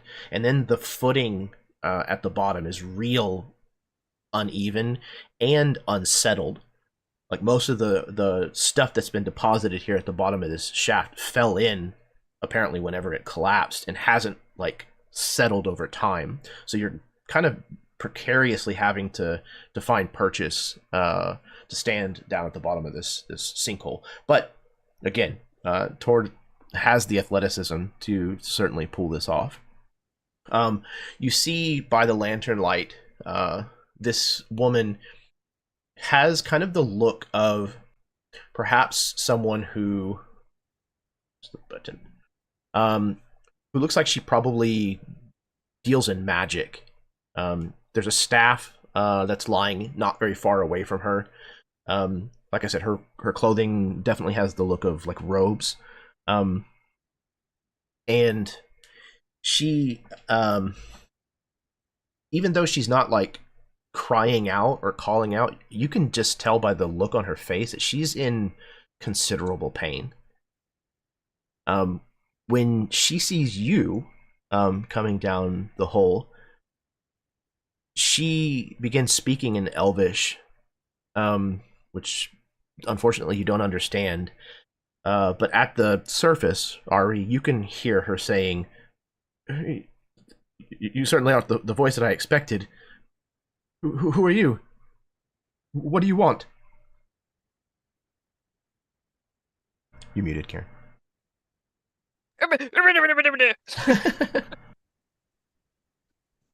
It's quite all right. It's my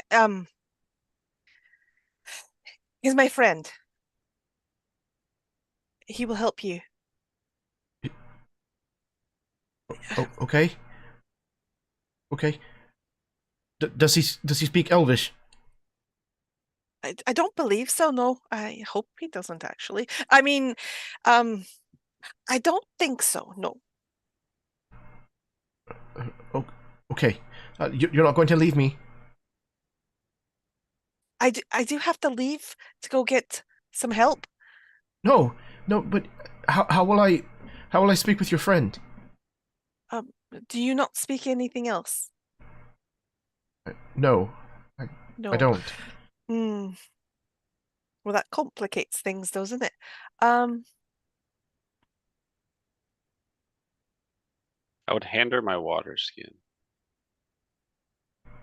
She kind of looks at it for a moment and then reaches out and grabs it, opens it, and takes a very large drink, kind of sputtering and coughing because she's not able to fully sit up. But she pulls it away from her mouth and kind of wipes her mouth on the back of her hand and looks at you and nods in thanks. I would try to. You said she had fallen on a rock, and there was a lot of loose ground around us. I would do what I can to kind of like, whether by tamping it or kind of like pushing it away from the rock, just to kind of settle the space. I mean, using whatever gear that I have, if that even means dousing my armor to kind of ensure that she's level. Okay. You're going to try to pull the rock that's kind of at the small of her back. That seems to maybe be the fulcrums. Again, probably not the right word, but... Yeah, I'm trying to make her comfortable without hurting her. Okay. So you're going to set about that task, kind of moving some of this rubble to the extremities of like the perimeter of this shaft. While he's doing that, Ari, what is it that you're doing? I'm trying to calm her down and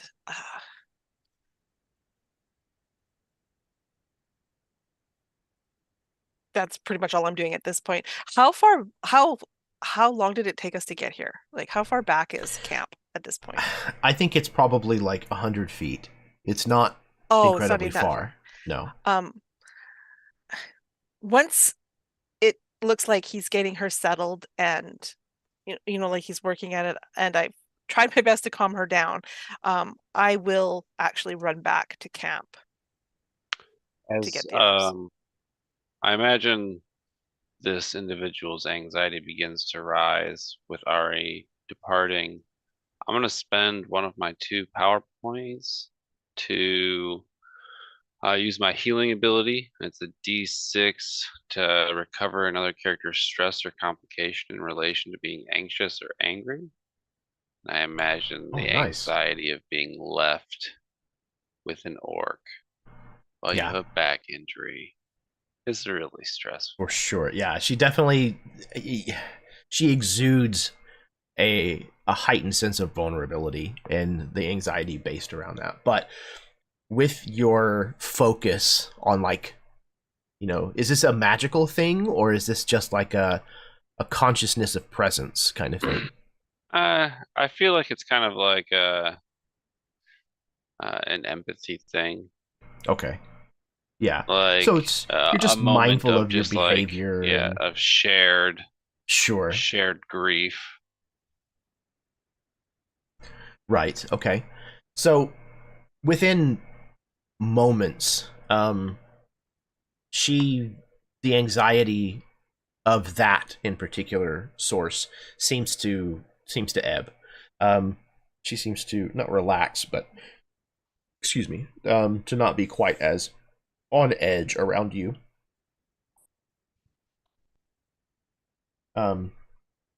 Knowing that you don't speak Elvish, she doesn't really say anything to you other than just looks of thank you. I would recite some sort of rhyme, or maybe like training exercise that they would teach you when practicing Sylvan as a tongue.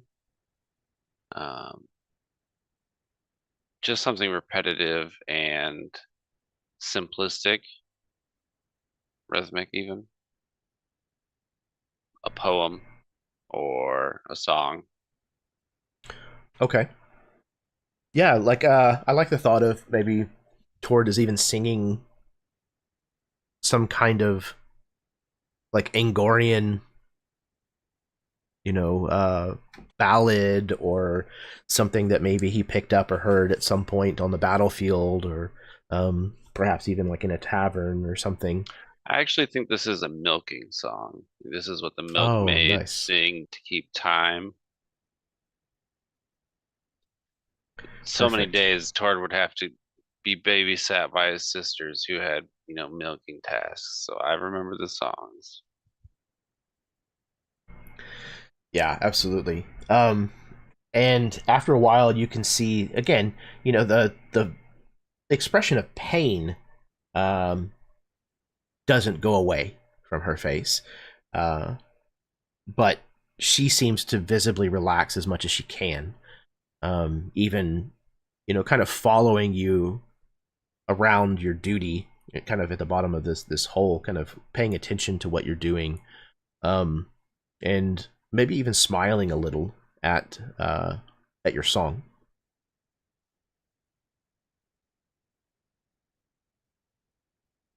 Ari, whenever you do get back to camp,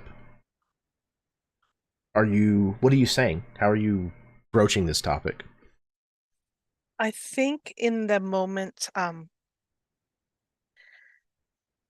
it started out, we just wanted to help this woman, and it wasn't until Tord got down to the bottom and this woman started to panic that Ari kind of just realized what the situation was. And it's kind of throwing her back to her past at one point, and she's a little bit panicked herself at this moment. I think she's trying very hard to try to contain it, but she's in a rush. She needs to get these guys back there as quick as possible to alleviate the situation. Is kind of what's going through her head. Is like, this woman's going to be panicking, and what a horrible thing I just did, and oh my god, I can't even imagine what I just, like, these things are going through her head right now, and she's kind of freaking out a little bit. So I don't think she's very, maybe, terribly coherent, except that need help, woman in the pit now, kind of thing. Yeah, Edward doesn't ask any questions. Yeah, so John leaps into action immediately.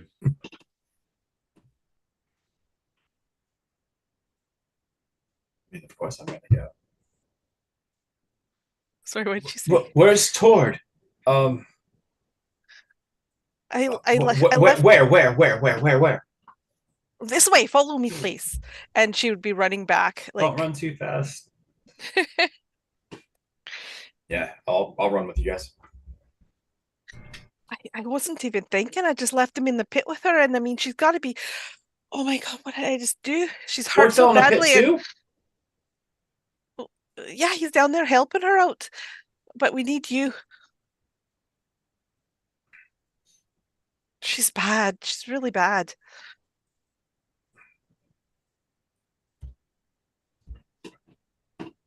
Okay. You head back, the relatively short distance to where this sinkhole is. A lot easier to identify now that there's a rope sticking straight up out of it. And the rest of you, the other three of you, as you kind of come upon this scene, at first, other than the rope sticking out of the middle of the ground, you don't see this sinkhole. You're almost like to the edge of it before you realize it's there. And then all of a sudden you look down and you can see some 40 feet below the surface of the forest floor is this small narrow pit where Tord is, by lantern light, kind of moving large stones and broken pieces of log and things to the sides, and there, more or less, kind of in the middle, is an elven woman who looks in pretty bad shape.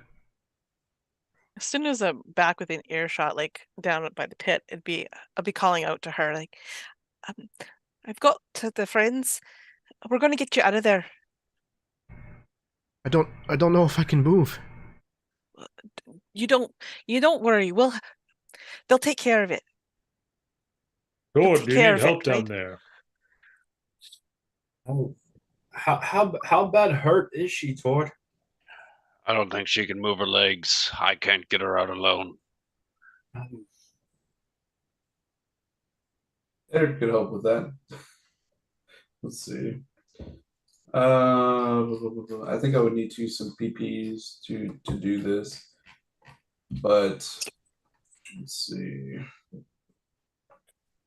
Eddard has an ability called Shadow Step, where he spends a PP to cloak himself and another willing creature within touch distance to teleport to a point within line of sight. Which is kind of like a Right, reskin nice. of Dimension Door. Uh-huh. So it would cost 1 PP to do that one time. So I guess I would have to expend 2 to do that twice. But I'm kind of hesitant to see, it doesn't look like there's a whole lot of space for people down there right now.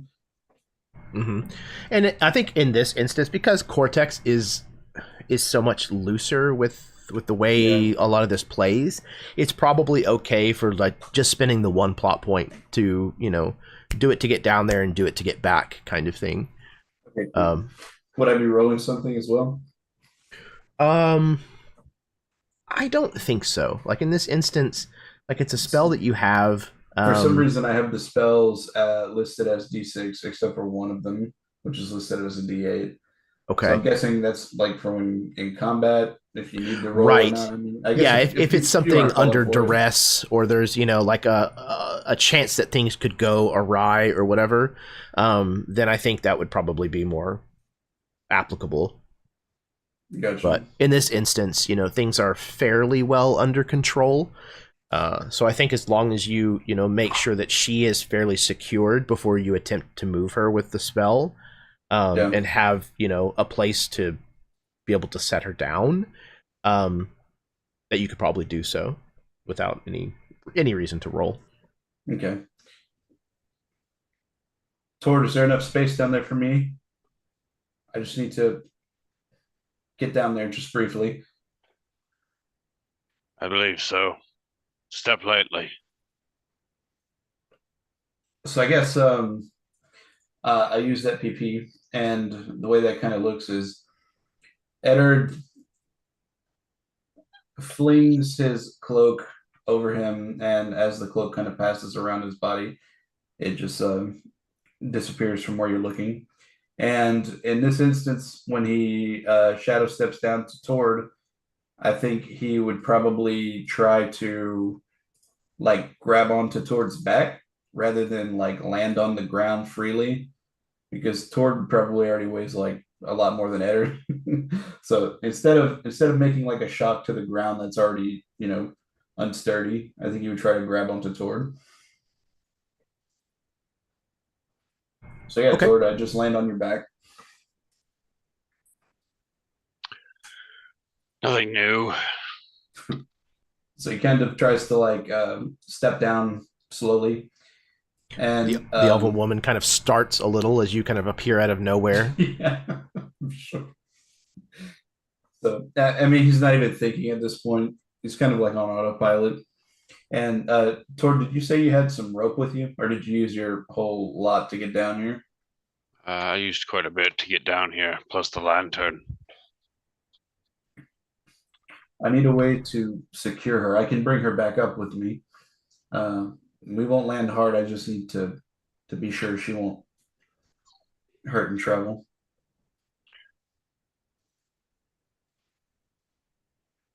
Did anyone else bring any rope? If not, toss down what I used to propel down, and I can climb back up when she's out, or you can toss it down to me when she's up. I know It- I didn't think about bringing rope. I mean, I'm sure that alternatively, once sorry, go ahead. I'm sure I would have just like grabbed a saddlebag or something that had some stuff in it. Yeah, I mean, most of you probably travel with a coil of rope. I would imagine it's the usages that you have for it out in the wild is immeasurable. And hearing that someone had fallen down a pit, I would imagine that somebody else probably grabbed a coil of rope as well.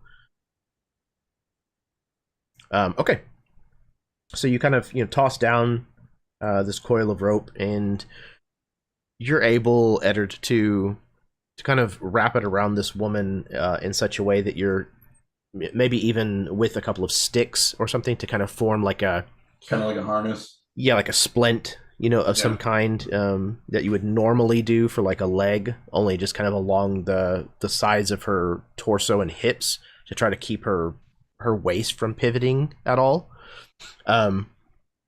It takes some time, especially down here in the kind of confined space at the bottom of this pit.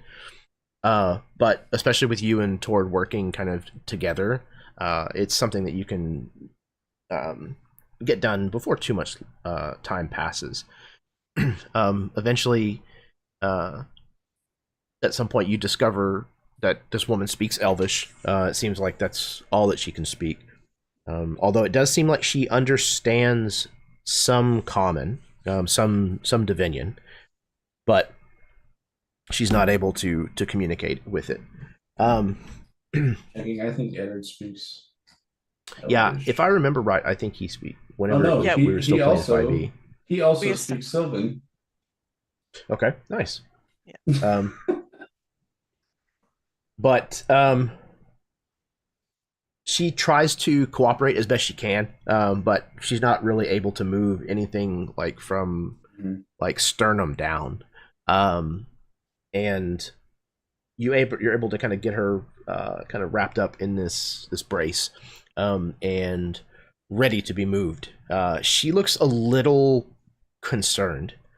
If you do speak Elvish and that has been established, then she will actually turn to you, Eddard, and say, "Is this going to hurt?"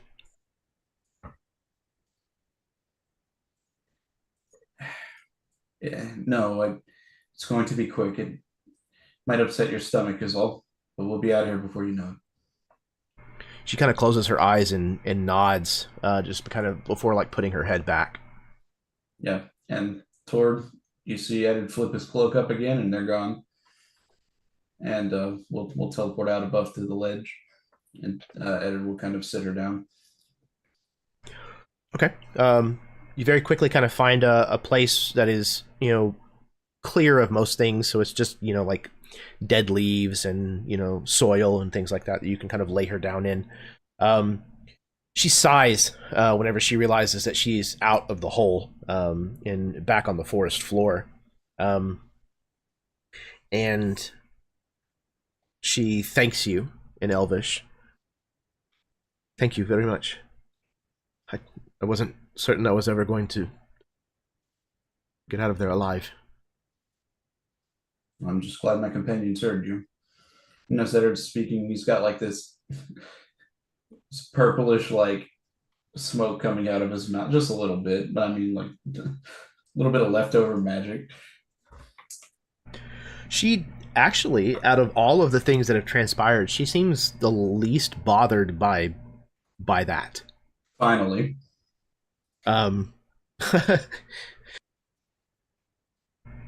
She says, you're a wizard or a practitioner of spellcraft. Less formal, though I did take a few lessons with a close personal friend of mine. But yes, I know a bit. I too study the arcane, though admittedly my spells were not as useful as yours were in this instance.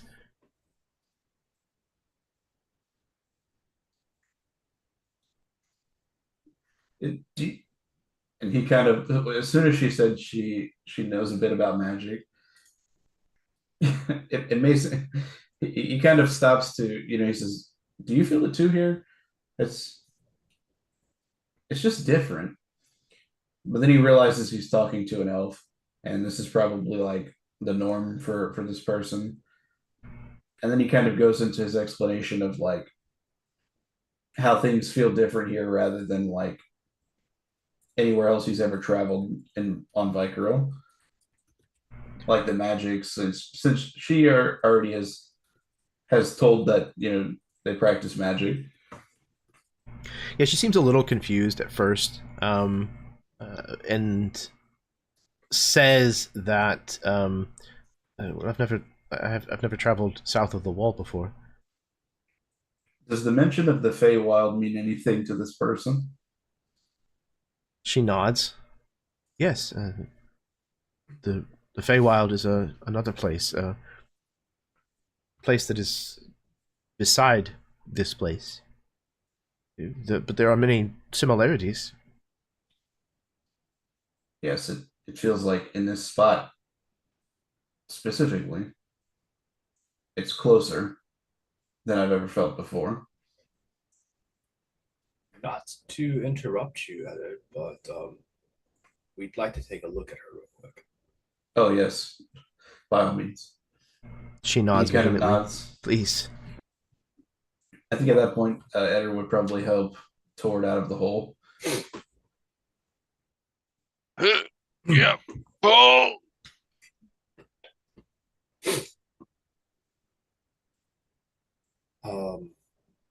So yeah, I'll Dane will look at her, his eyes that sort of like lapping golden water for a moment. This is the only thing that's hurt your back? I believe I cannot feel anything of my legs at the moment, so I'm uncertain. But there seems to be a wound at my back that is bleeding, but I think it has stopped. She kind of shows, her hands have kind of that maroonish, somewhat brown, kind of dried blood look on them.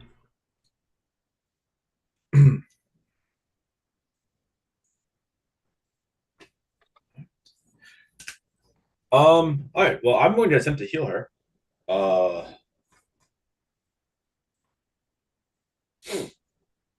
So. Okay. Same thing. You want to find a distinction that. Well, so I also built certain powers. Okay. Yeah. To shortcut that. So I Absolutely. do like Eder does. I do have a couple of spells that are done that way. So I can step down stress by spending a PowerPoint. I can also step up someone's defense by spending PowerPoint. But all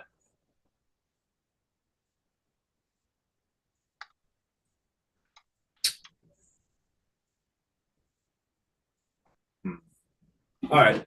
I don't know like how much stress do you step down?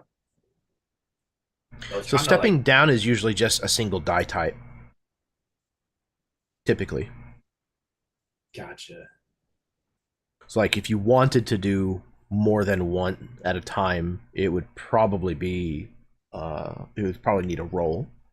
All right. Well, that's fine. Yeah, that makes sense why it's built with a die code then. So I'll roll it. Okay. So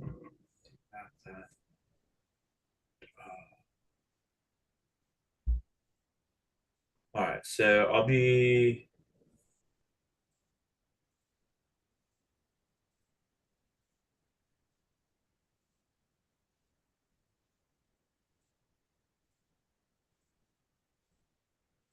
All right, so I'm going to use my distinction, the Hand of Camagel.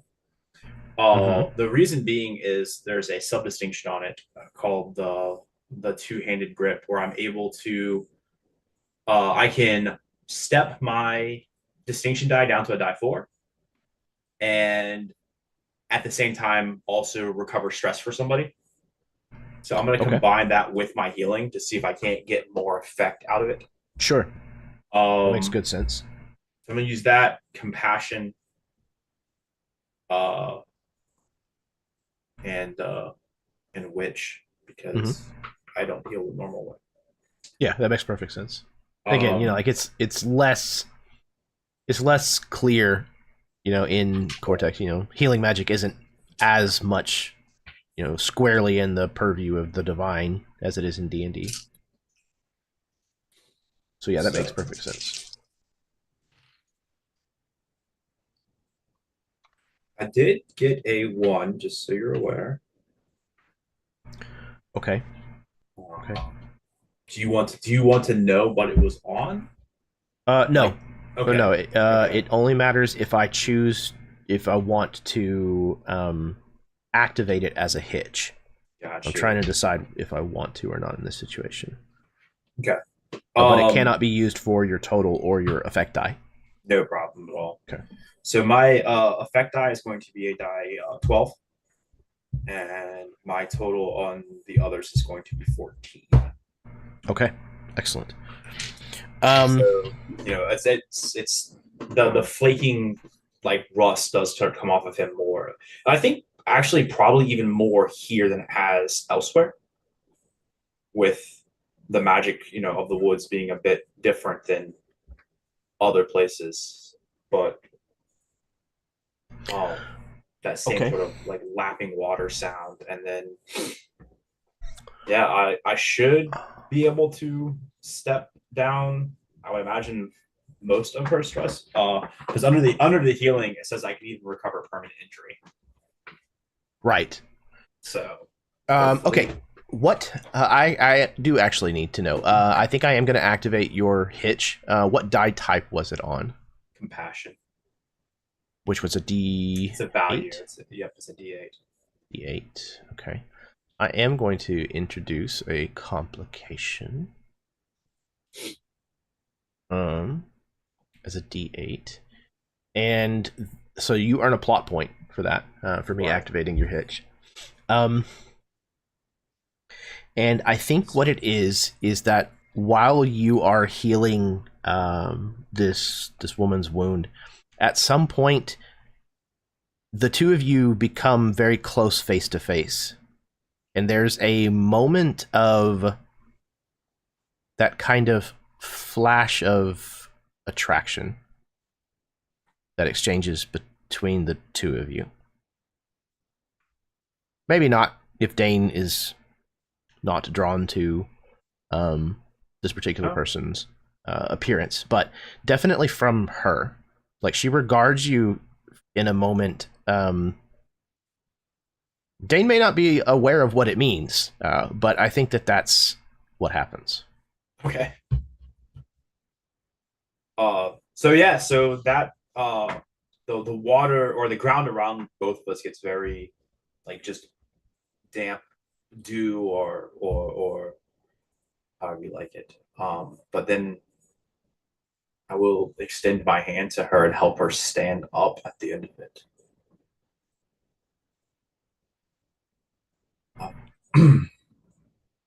Oh. You speak Elven, correct, Dane? I do.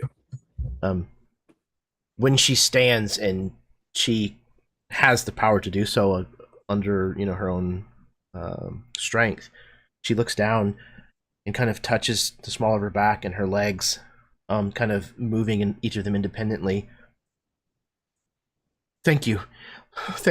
And she throws her arms around you and embraces you. Careful.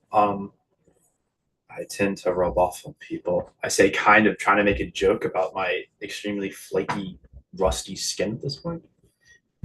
But you're very welcome. I was fearful that I might not ever walk again. You have no idea how happy I am.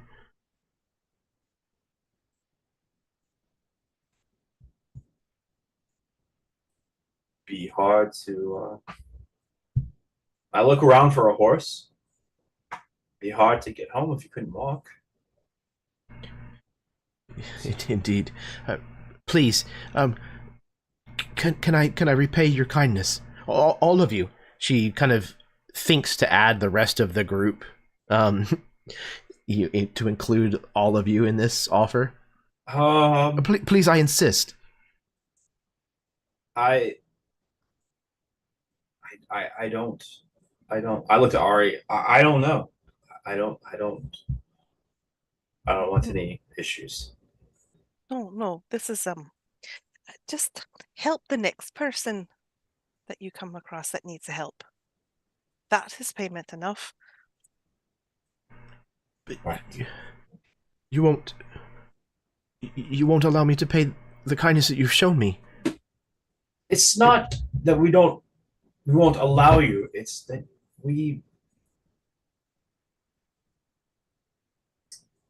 I think we have everything that we need at the moment, and are on kind of a time crunch. That's why. Oh, I see. Dane, the disappointment, like in her voice and her expression, is palpable. It's very kind of you to offer, though. I'm sorry. No, really not from around here. I understand. You're all very very important. I'm certain. She kind of looks around at, the way your group is outfitted and. Dane, why don't you get her some food? I'm sure she's probably hungry after lying there for so long. Do you say this in Elvish?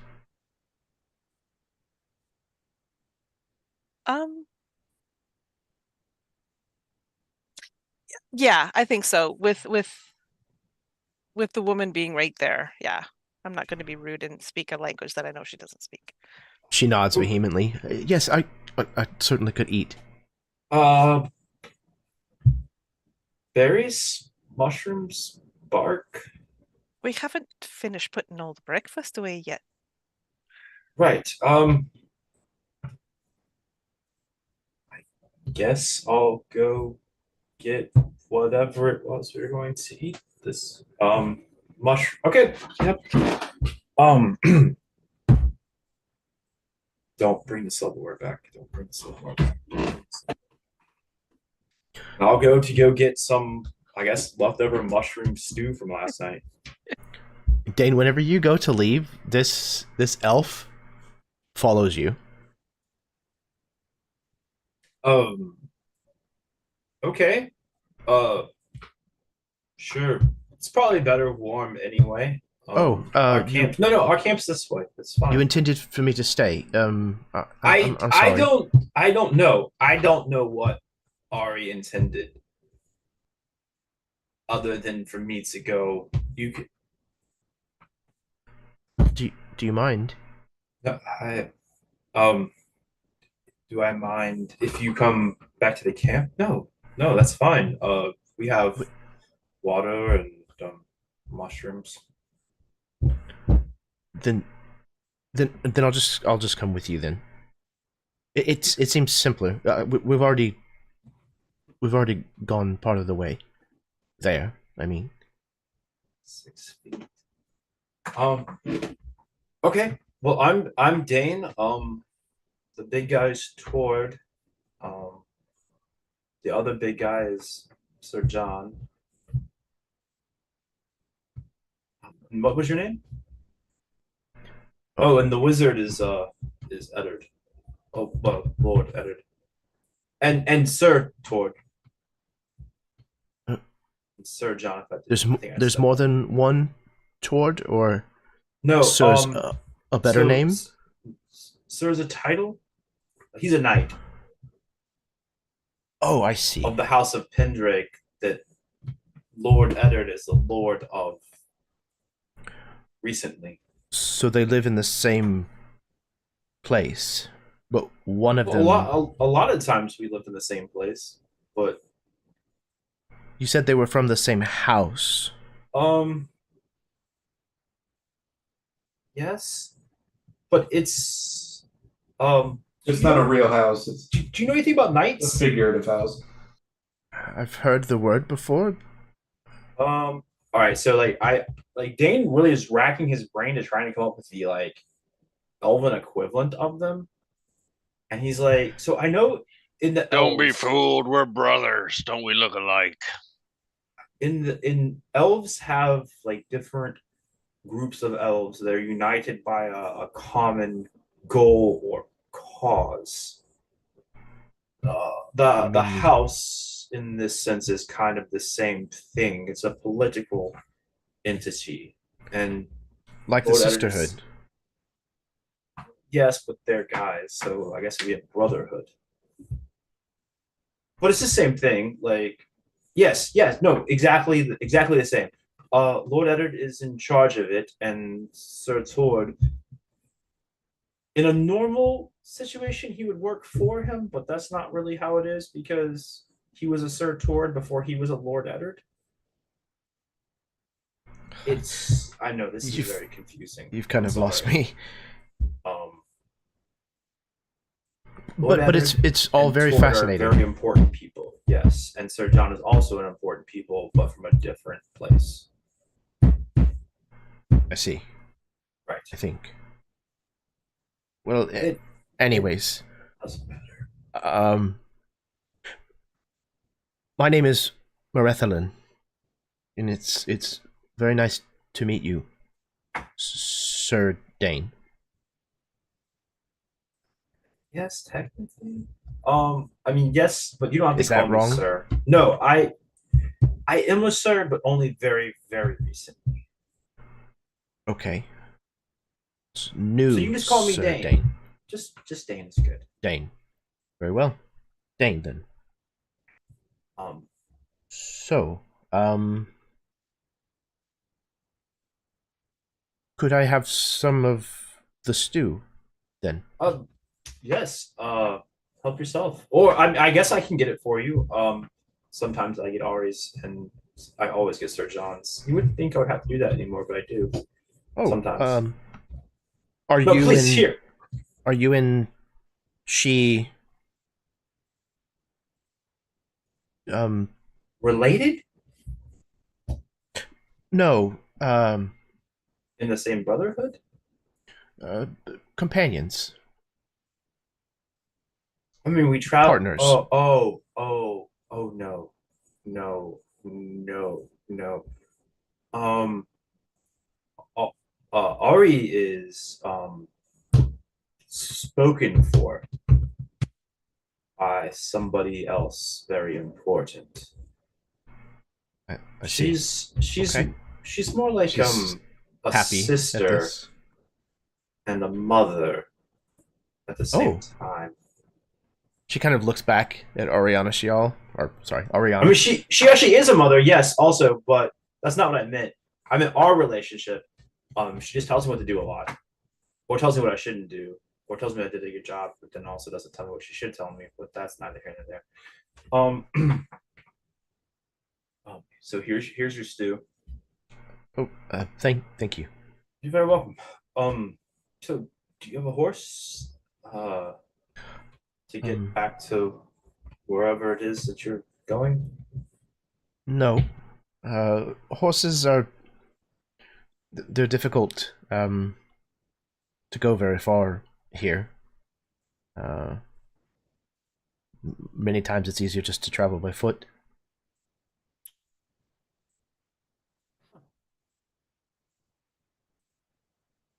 Okay.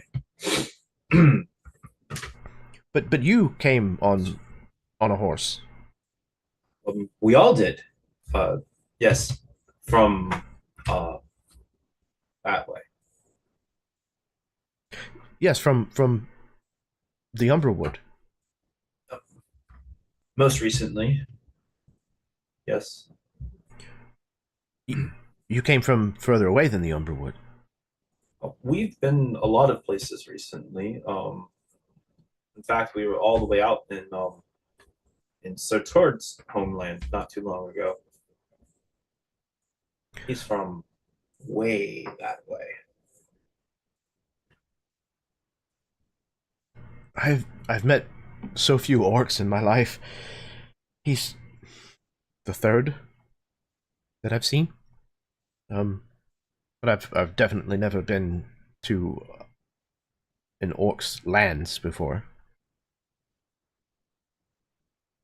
Aside from the perpetual fighting and the smell of horses, it was very nice. Met his family and his I guess she's like a queen, but the ruler of his people. Well, his people. I don't know if she's actually the ruler of all of his people, but specifically wherever he's from, she's in charge. You speak Elvish very well for a human, especially. I learned most of it from a book and some of it from a sword. And then the rest of it from Ari as we've been traveling. I'm sorry, did you say you learned some of it from a sword? Nope. I mean, I did say that, but that's very complicated. I see. How's the stew? It's very good. You know, I would have expected the others to have been back to camp by now. It's only 100 feet away. No, that's fine. They're probably trying to fill in the hole so that other things don't happen. She looks at you like that's the stupidest thing she's ever heard of. He's got nothing. She doesn't say that. But that's what the look on her face says. To be honest with you, I don't know why they sent me away. But that hey Dane, get her some food was definitely a hey Dane, go away type of thing. Oh. So I went away. I told her, all right, listen. I'm trying. So how long have all of you traveled together? Oof. Let's see. A while. 2-3 decades? Oh, that's right. Well, I suppose by your and Ari's standard, not very long. But by my standard, fairly long while. Since before any of the. Well, have you heard about the plague and stuff out that way? I had heard that there was some form of sickness that was spreading quickly amongst the humans. You don't seem to be suffering from it. No. Actually, the people, Sir John and Lord Eddard and Sir Tor and Ari, we kind of helped stop that. But we've been together since before that happened, so it's been a while.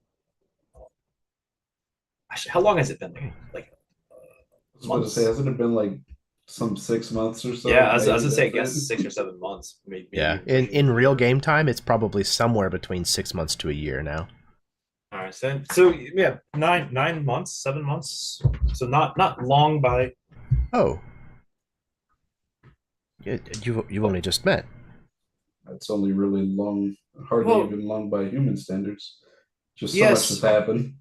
We just it doesn't feel that way. Have you ever met someone that you feel like you've known for a very long time, even though you just met them? It was. She looks at you for a long moment before she nods her head. Yep. Yes, it's an experience I've had before. It was kind of. It was that way with them. So the old knight that I was learning from wasn't a very good person, and then I met Sir John, and he's a much better person. From a different house. Yes, well, oddly, the knight I was with didn't have a house. There are knights without a house. A knight without a cause.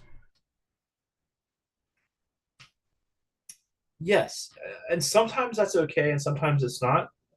In his case, it wasn't, but in a lot of cases, it's okay because sometimes a knight has to discover in the world what it is that they are drawn to do, and then they can go and find a house that is similarly aligned and pledge their fealty to it. Kind of, I think how a lot of the banner houses originally attracted people. How even some of the elves from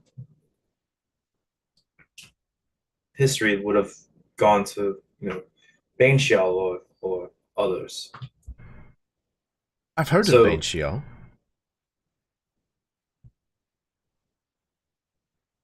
Me too. He is said to have made friends with the humans, and then I think at some point disappeared. He did.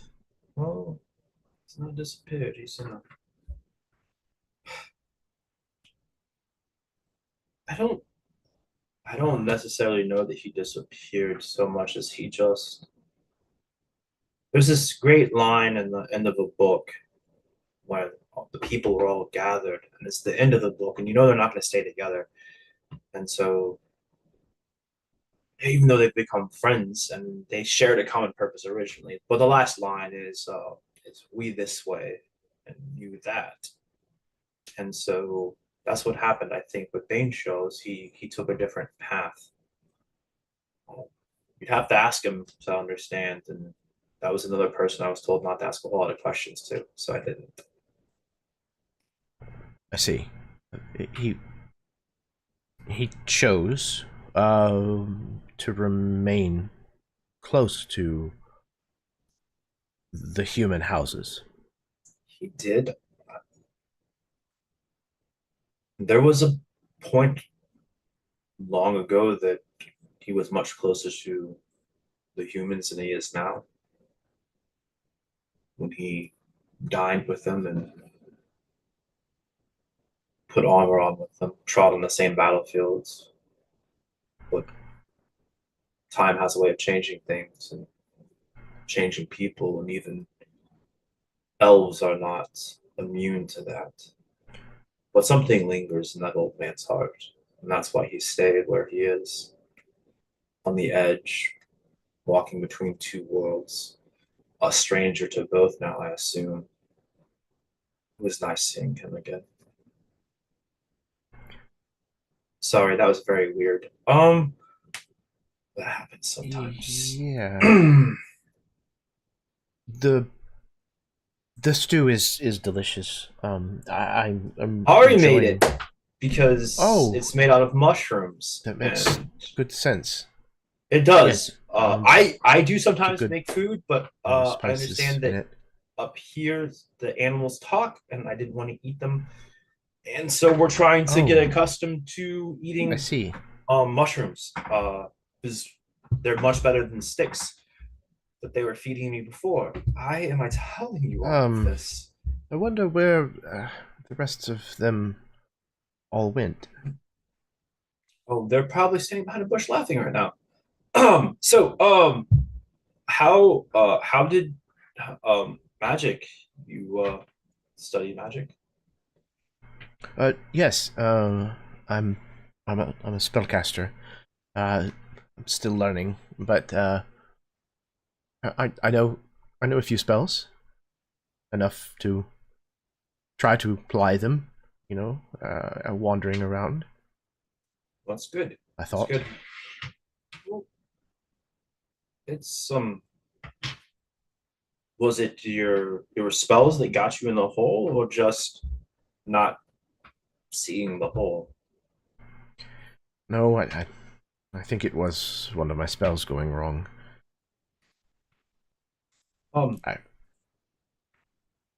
If it makes you feel any better, at least you just fell in a hole. One time I used magic and I dropped an entire building on myself. Oh.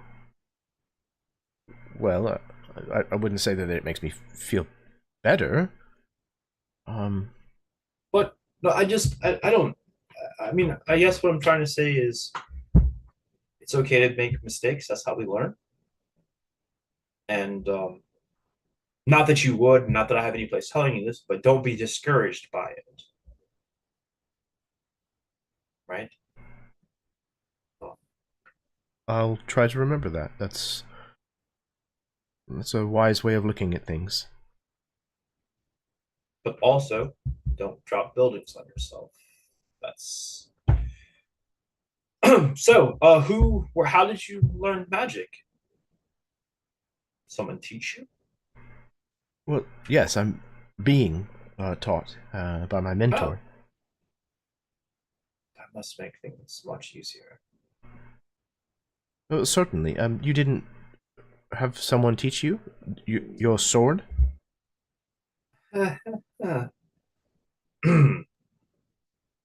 About that time, Sir John comes back. So, in a sense, how would I? So I don't even know how to explain it. So like sword fighting, like Sir John taught me most things. I knew a little Hello, bit. I am Sir John of Lightenor. That's his house. The Lightnor part. Right. Oh, of course, like Sir John, she I'm doesn't speaking. speak common. Oh, you speak Elvish? I do. You can translate for us. Perfect. He wants me to translate whatever he's going to say. I'll Okay. try and summarize it all. What has he said? He says, hello, I'm Sir John of the House of Lightnor. It's a pleasure to meet you. Oh, it's a pleasure to meet him as well. My name is Lorethalan. She says, it's very nice to meet you, Sir John, and her name is Rethalan. Ah, yes, yes. And what brings her out here? Does she? It seems like you two have just been talking and talking for such a long time. She was wandering. She was traveling in the forest, practicing her magic.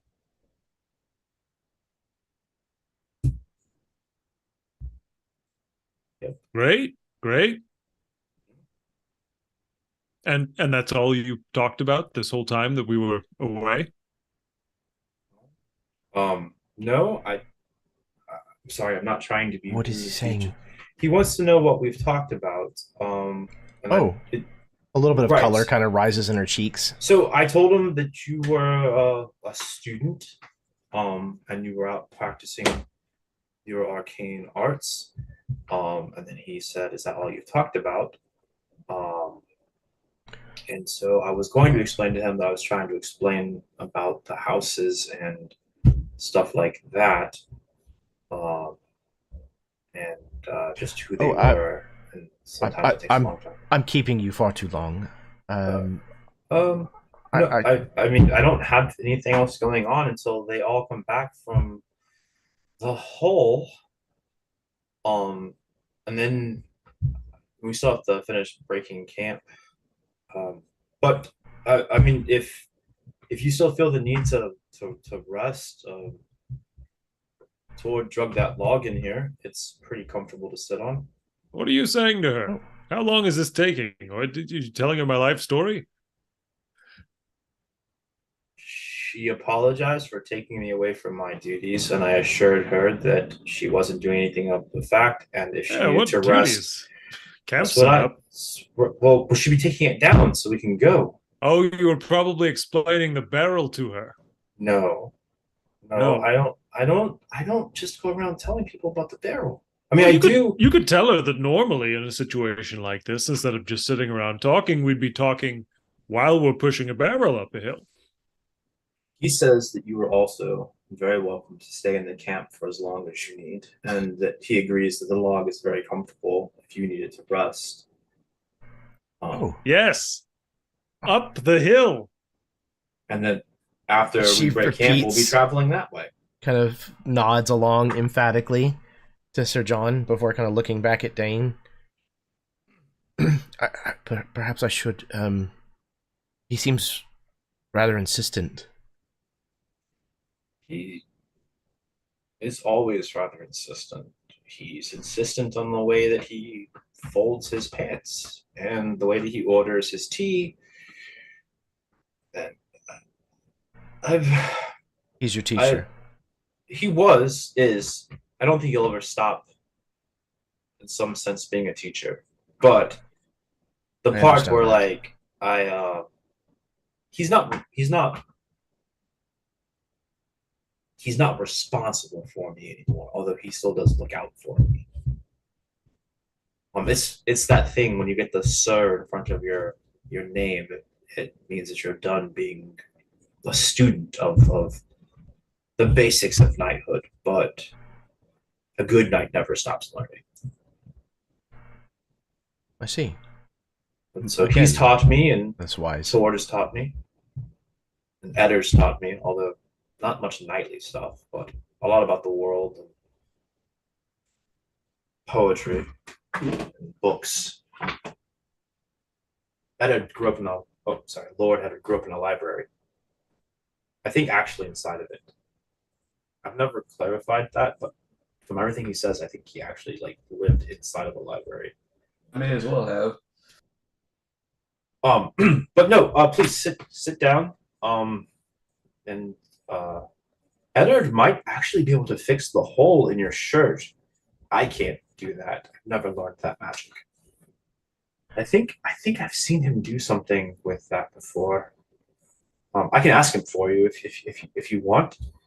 I know Ari's told me a lot of times that presentation for elves is very important, and so. Oh, I mean, I suppose there are times when it is. Yes, that's true.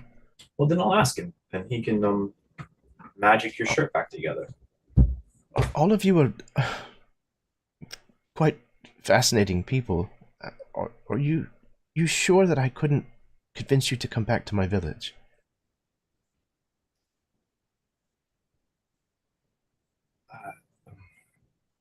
Am I sure you couldn't?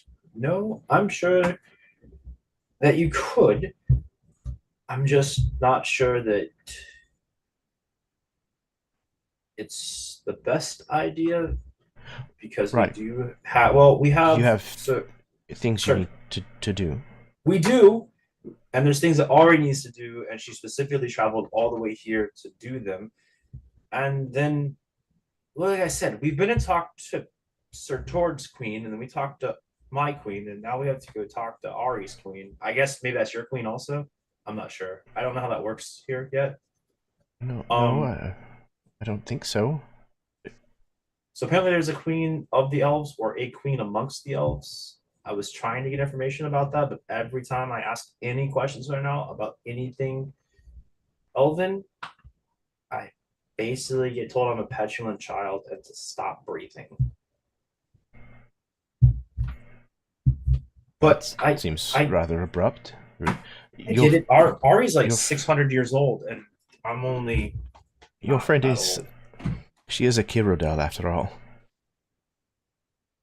You can tell that just by looking at her. You can't? I'll be honest. Yesterday I was talking to a squirrel. Well, I wasn't. Tord was talking to a squirrel, and I didn't know it was different than a normal squirrel. So no, everything up here is very confusing to me.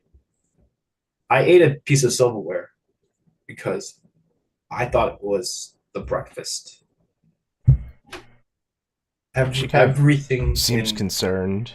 Well, not metal silverware, like a stick that you're supposed to put the other sticks on to eat. When we were at Baneshell's town, some of the people that were serving breakfast thought it'd be funny to tell me to eat the stick, so I ate the stick. But in all the books I've read, they don't really talk about there's different types of elves. Like elves get lumped together, a lot like I guess humans get lumped together. Orcs definitely get lumped together, but we're all very different. Tord's the most different orc I've ever met, and before I met him, I hadn't met a lot of them. But after I met him, we met a lot of them. There's like statues of his family where he's from. And so now John is doing that thing where he hasn't been paid attention to in a conversation for a little while, so he's just kind of standing there, and he'll be watching the two of them, but then he'll kind of look off into the woods for a little while and I'll check his fingernails. She sorry. She was asking if we wanted to go back to her village, and I told her that was very nice, but Ari said no. I guess they're different villages then. Well, she apparently so this is so rude. But he doesn't speak Elven. Give me just a moment. Sure. Please take all the time you need. She can tell what type of elf Ari was just by looking at her. So no, there's more than one type of village and more than one type of elf. And when Ari said that that they were a Cyrodiil, I thought that was like saying that she's from like, Warrington versus being from like, fertile ground. I didn't know it meant that they were like being an orc or human. I didn't, you know what I mean? I didn't. It's not so much like where the settlement they're from. It's like their house. No, it's more like I think maybe their heritage, like they're different. Like, you can get like a small dog and a big dog, but they're both dogs. You know how you could be Sir John Lightenor, or you could be Baron Nicholas Lightenor, or my mother. No. It's It's like the difference between being a cardinal and a blue jay. They're both birds, but they are distinctly different. And you can see that, and I can see that with the birds, but they can see it with the elves. Well. Right. So it's not the same village, and it would be great to go see an elf village where maybe I can ask questions and not get yelled at. But I don't know that, well, A, that we have time, or B, that I don't need any more reasons for Ari to get mad at me. So you think maybe we could find out if we have time by asking Ari? I don't know. Does it always take this long to explain things to him? Yes. No, I was going to ask if it always takes this long to say things in human. It is. I am very, very guilty of that. I was always a verbose child, but then I met Sir John, and it got worse. Not always. Very interesting.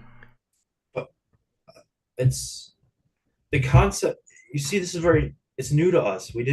None of us outside of Ari, maybe Eddard, maybe Tord. All right, so Sir John and I definitely didn't know that there were different types of elves that you could tell apart. And so I was trying to explain to him is maybe it's she looks like completely caught off guard, like almost to the point of being wounded. How could you not know this? So it's going to be a clumsy metaphor, but I told him to think of it like bluebirds and cardinals. They're both birds, but distinctly different. And that's when he sort of lit up like he understood and nodded. Aren't there different kinds of humans? There are. Are there blue humans? No. I think Sir John goes, I'm going to go see who's over there. No. Just get everybody else back here so we can go. Oh, sure. Let me go find them. I'm not good at this. I can tell.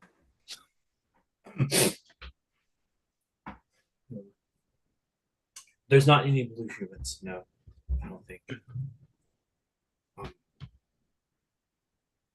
But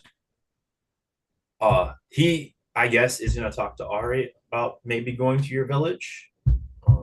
Ari's kind of in charge while we're up here. Oh, I see. Well, she's an elf, and that makes sense, right? Can we cut to me and Ari really quick? Please. Yep. So I get over there, I'm like, I'm telling you, they are gabbing in Elvish with each other, but I can't tell what they're saying because I don't speak Elvish. You should come over. We can creep there, and you can eavesdrop.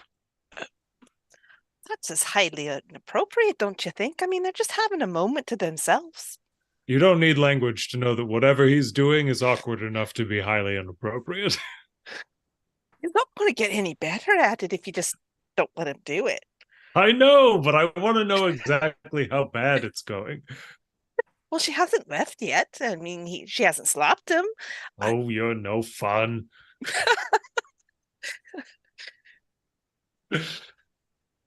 Maybe Tord wants to go listen. Tord, do you speak Elvish?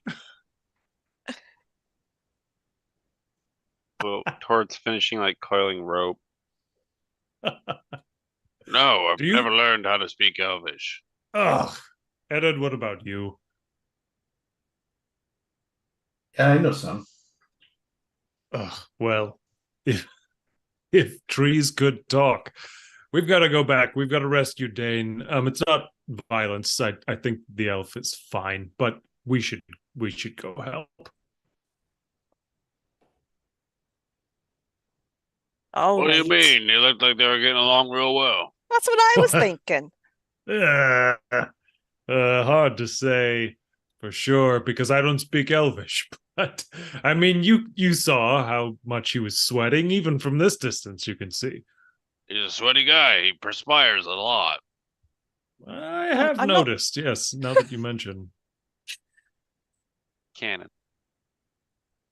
I mean, he is water. Every time he heals someone, just rivulets, runnels coming from his face. I mean, I understand that it's Concentrating hot. so hard. All right, we can rescue the poor boy. Ugh. And I she'll hope walk he didn't over tell there. her that he's died already. That he's what? Sorry? He's died already. Wouldn't that be awkward? Hi, your back was Died. broken. I healed you. I used to be dead. Could have been worse. Oh, I could. He wouldn't say that, would he? All Do right, you you're know right. Dane? Well, apparently not very well. At least not lately. That boy is an open book to anyone who will listen. And I love him. Don't get me wrong. I'm glad to have trained him. I'm happy to continue his tutelage in the sword anytime he's ready, as soon as he's ready. But, Is he always you know. this difficult?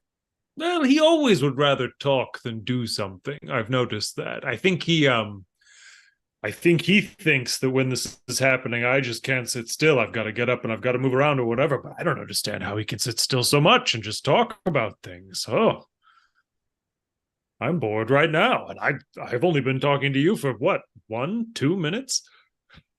You know, it's terrible, right? Not Just bored because of you. I'm saying I just need to be doing things. Let's go rescue Dane. Yes, let's do that. But I really meant his attitude. That's what I was talking about. Oh, yes. I mean, lots of work could be done.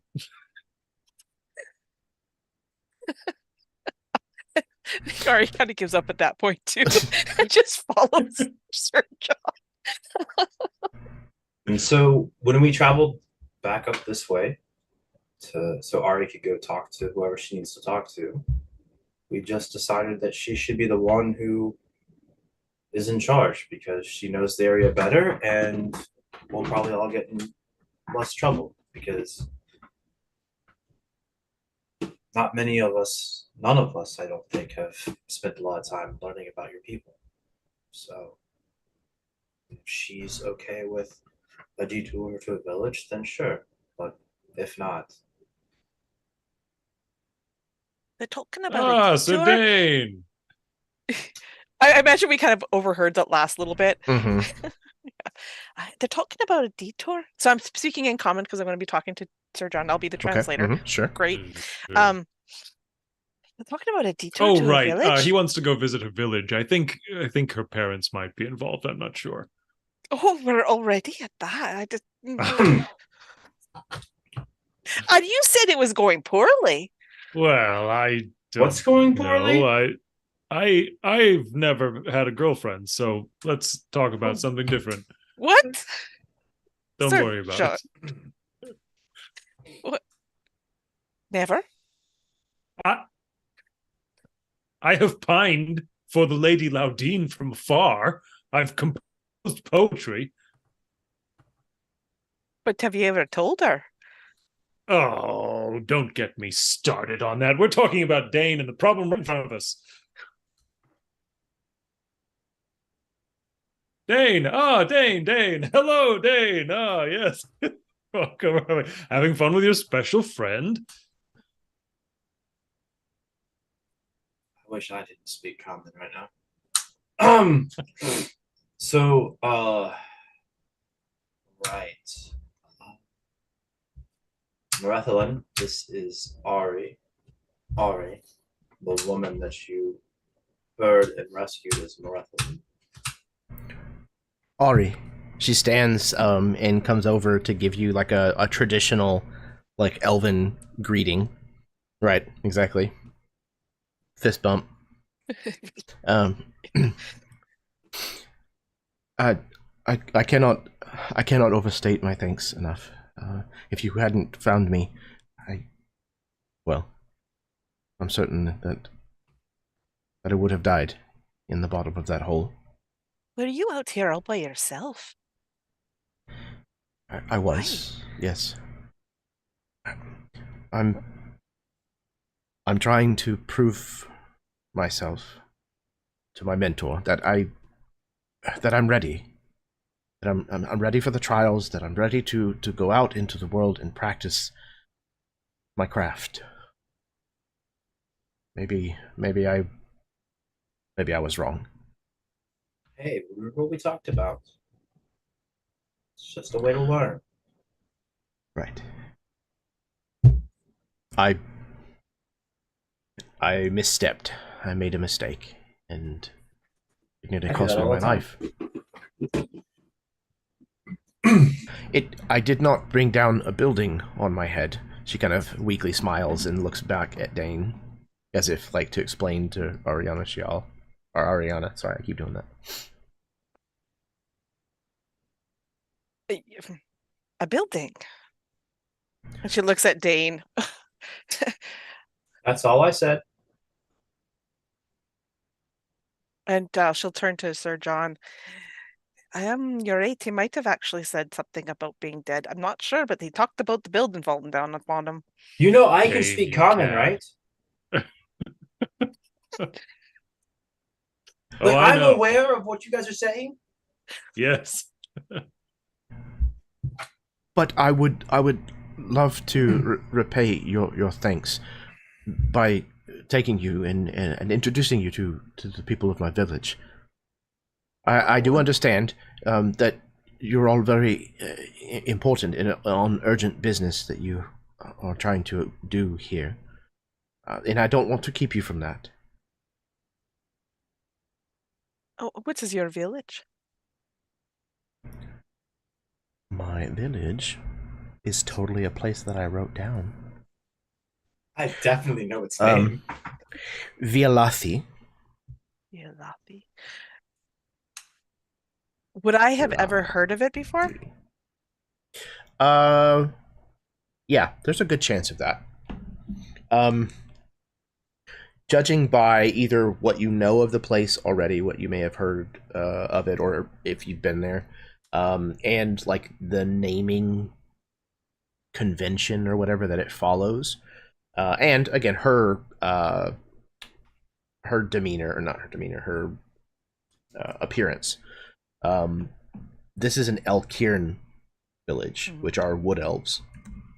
Yeah, same as Benchell, right? Yes. Mm-hmm. Yeah.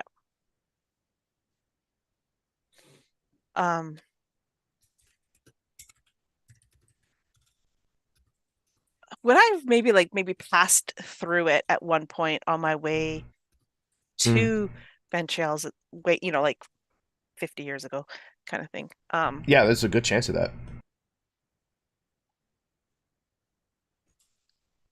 I would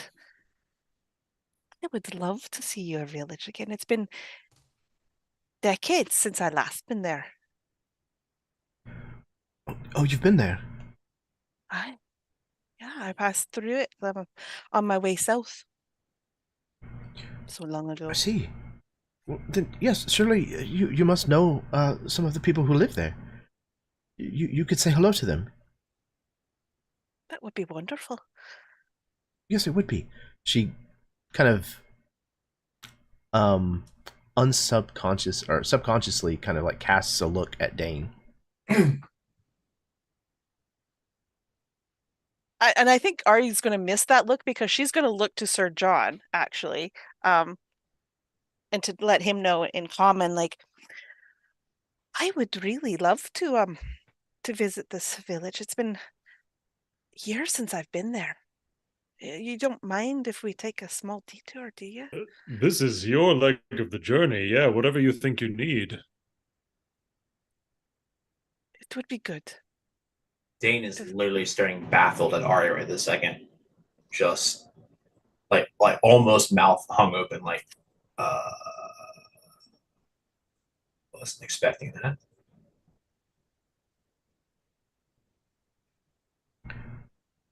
And she'll So turn.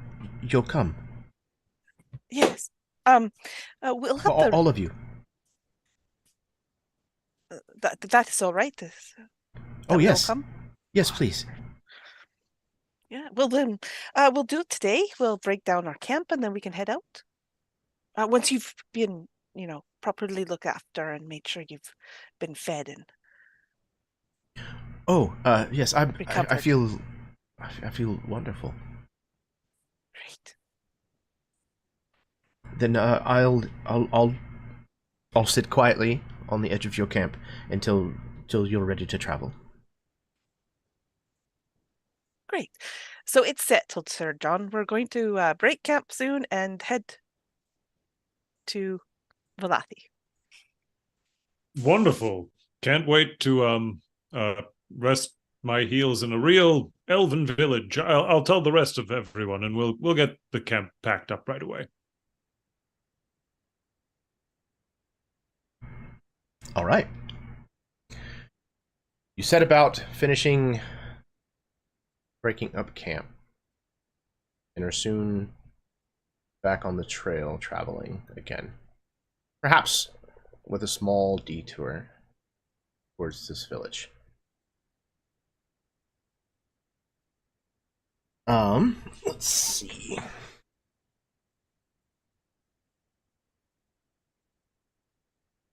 Do I want to? I think let's call it there. Actually. Okay.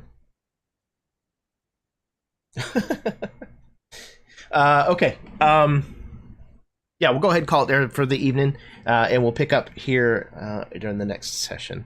So yeah, this was fantastic. I told you it was going to be a talky episode, so it would be fine. So. It sure was. Awesome. All right, so we are going to go ahead and put a bow on it for the evening. So I'm going to pass things over to my players so that they can give any kind of closing thoughts that they might want to, and then we're going to call it a night. So we'll start in reverse order with Josh. Hey guys, sorry I never get to do an intro because I'm never here on time. I'm always here 30 minutes late. My name is Josh. I played Eddard Bainton Pendrake. The music you heard during the interlude was mine. I think he has everything linked.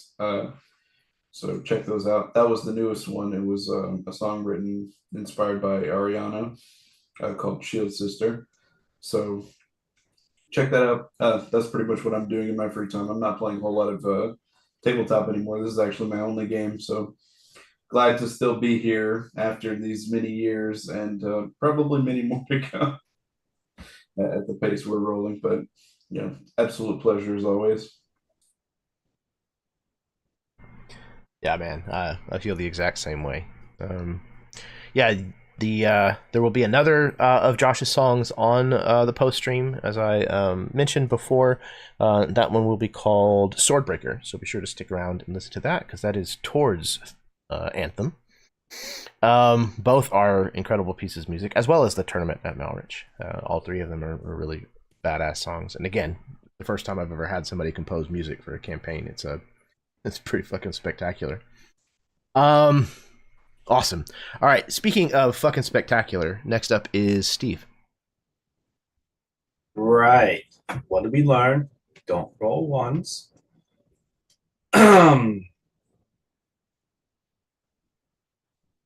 Well, I'm Steve. I played the awkward teenager tonight in every phase of his entire teenage life, all in one evening. Great.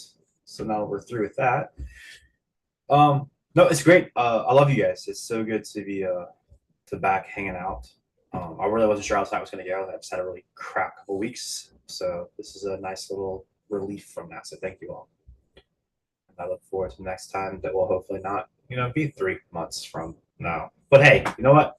Life happens, and people need some time to take care of life. So what can you do? You can reschedule. You can postpone. That's what you can do. Or you can be there. You can talk and you can listen. Which this group is fantastic about. So I know for one that I am deeply appreciative of that fact. You're all not only just fantastic players, but you're all just really good people as well. Good friends to have in my corner. So yeah. I am happy that we could provide some reprieve tonight, Steve. Thank you for agreeing to be here for the game and giving it your all, awkward or no. I think it was a perfect fit. So it was a cute moment. It wasn't what I was expecting with that NPC, but it was fun. Speaking of unexpected yet fun, next up is Eli. Yeah, what a fun session. I was expecting it to be really emotionally heavy, and there was some of that, but it ended up taking a really fun, kind of silly turn. And it was great that, it was all from a roll of the dice. So yeah, thanks everybody for tuning in. I am a game player and maker. I've been working behind the scenes for a long time, but I'm very close to announcing some cool games that I've got in the cooker. So keep your eyes peeled for those. Yeah, man, absolutely. I've been a big fan of yours for a long time, ever since the Blackwood, and getting the chance to play through that kind of in its infancy and seeing what you ended up doing with it. It was a really cool process to watch you work through, and then all of your cartography stuff. Obviously, you did the maps for the game that we're using still on this one. So Totally, I'm yeah. excited to see what you churn out, man. So likewise. Yeah. All right. Speaking of excited to see what they churn out, next up is Baron. Well, I don't necessarily have anything planned for churning, but as ever, I'm happy to be here. That I get a seat at this table is something truly to be grateful for. But other than that, I don't got much to plug. You can plug you just being you, dude. It is much appreciated. And you and I get the chance to talk pretty much on a daily, which is really awesome. So I'm very thankful for that. And you do churn out stuff. It's just you're not putting it online, which is fine. You have a beautiful mind, sir. All right. Speaking of a beautiful mind, last but certainly not least, we have Karen. It was so great to jump back into these characters again, and feel their, I don't know what you call it, words are failing me tonight, but feel their feels. And we had some tense moments, we had some happy, frivolous moments, we had some great moments. It was a lot of fun. I had not laughed so hard for a long time, so that was really great. I was also almost in tears at one point, so that's how this game was. And so yeah, it's been great. I cannot wait for the next session and where we're going to go. And yeah, this, oh no. This those words gonna bite me in the foot, aren't they? I was gonna say, Looking remember you forward said to that. it. Yeah, because I have the most fun when my character is being tortured and traumatized, and that's lovely. So Yeah, what was the phrase that you used at some point? The I can't remember what it was you said. You said something about the ancient ones. Their delicious cruelty or something like that. I think that's probably an apt description. Not to preface things too much, but yeah, I think well, we'll see. Ariana might cry next session too. But no, I think it's going to be... Sorry, the words I used was exquisite torture. Exquisite torture. There you go. Man, if that doesn't wrap this game up in a nutshell, I don't know what does. Yeah, Tale of Fealty, Courage, and Woe. It's right there on the 10, and sometimes laughs. So yeah, this was a fantastic episode.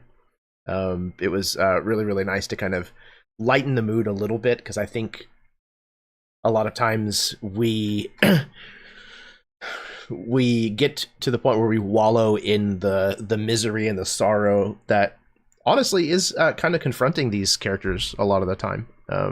So it's kind of nice to have moments of levity and be reminded kind of maybe what they're all fighting for. So yeah, I'm so thrilled with this game. Like I said, next week is 5 years. That's an incredible feat. So I'm very, very proud of this game, the story that we have built so far, and where I know things are going in the future. I'm very, very excited to eventually, someday, completing this story and putting it to bed. And yeah, I'm super thrilled to have the opportunity to run this game for you. So thank all of you very much for being such wonderful players, such fantastic people. I can't wait to do this again. So we're going to go ahead and call it quits. Thank you, everybody, for tuning in this evening, whether you watched live with us tonight or whether you may be watching at some point in the future. I do dearly appreciate you being here and engaging with the content. If you would, do all the things that YouTube likes for you to do. Hit the like button, subscribe, share the link around with people. That would be deeply appreciated as well. Remember that kindness is a free action. It costs you absolutely nothing to be nice to people, and the world needs as much positivity as it can get right now. So if it costs you nothing and it could make the difference in somebody else's day, why not be nice? So that's my little soapbox. I think we're gonna go ahead and pull the plug on this thing. So until next time, may your dice roll high and your snacks always be within reach.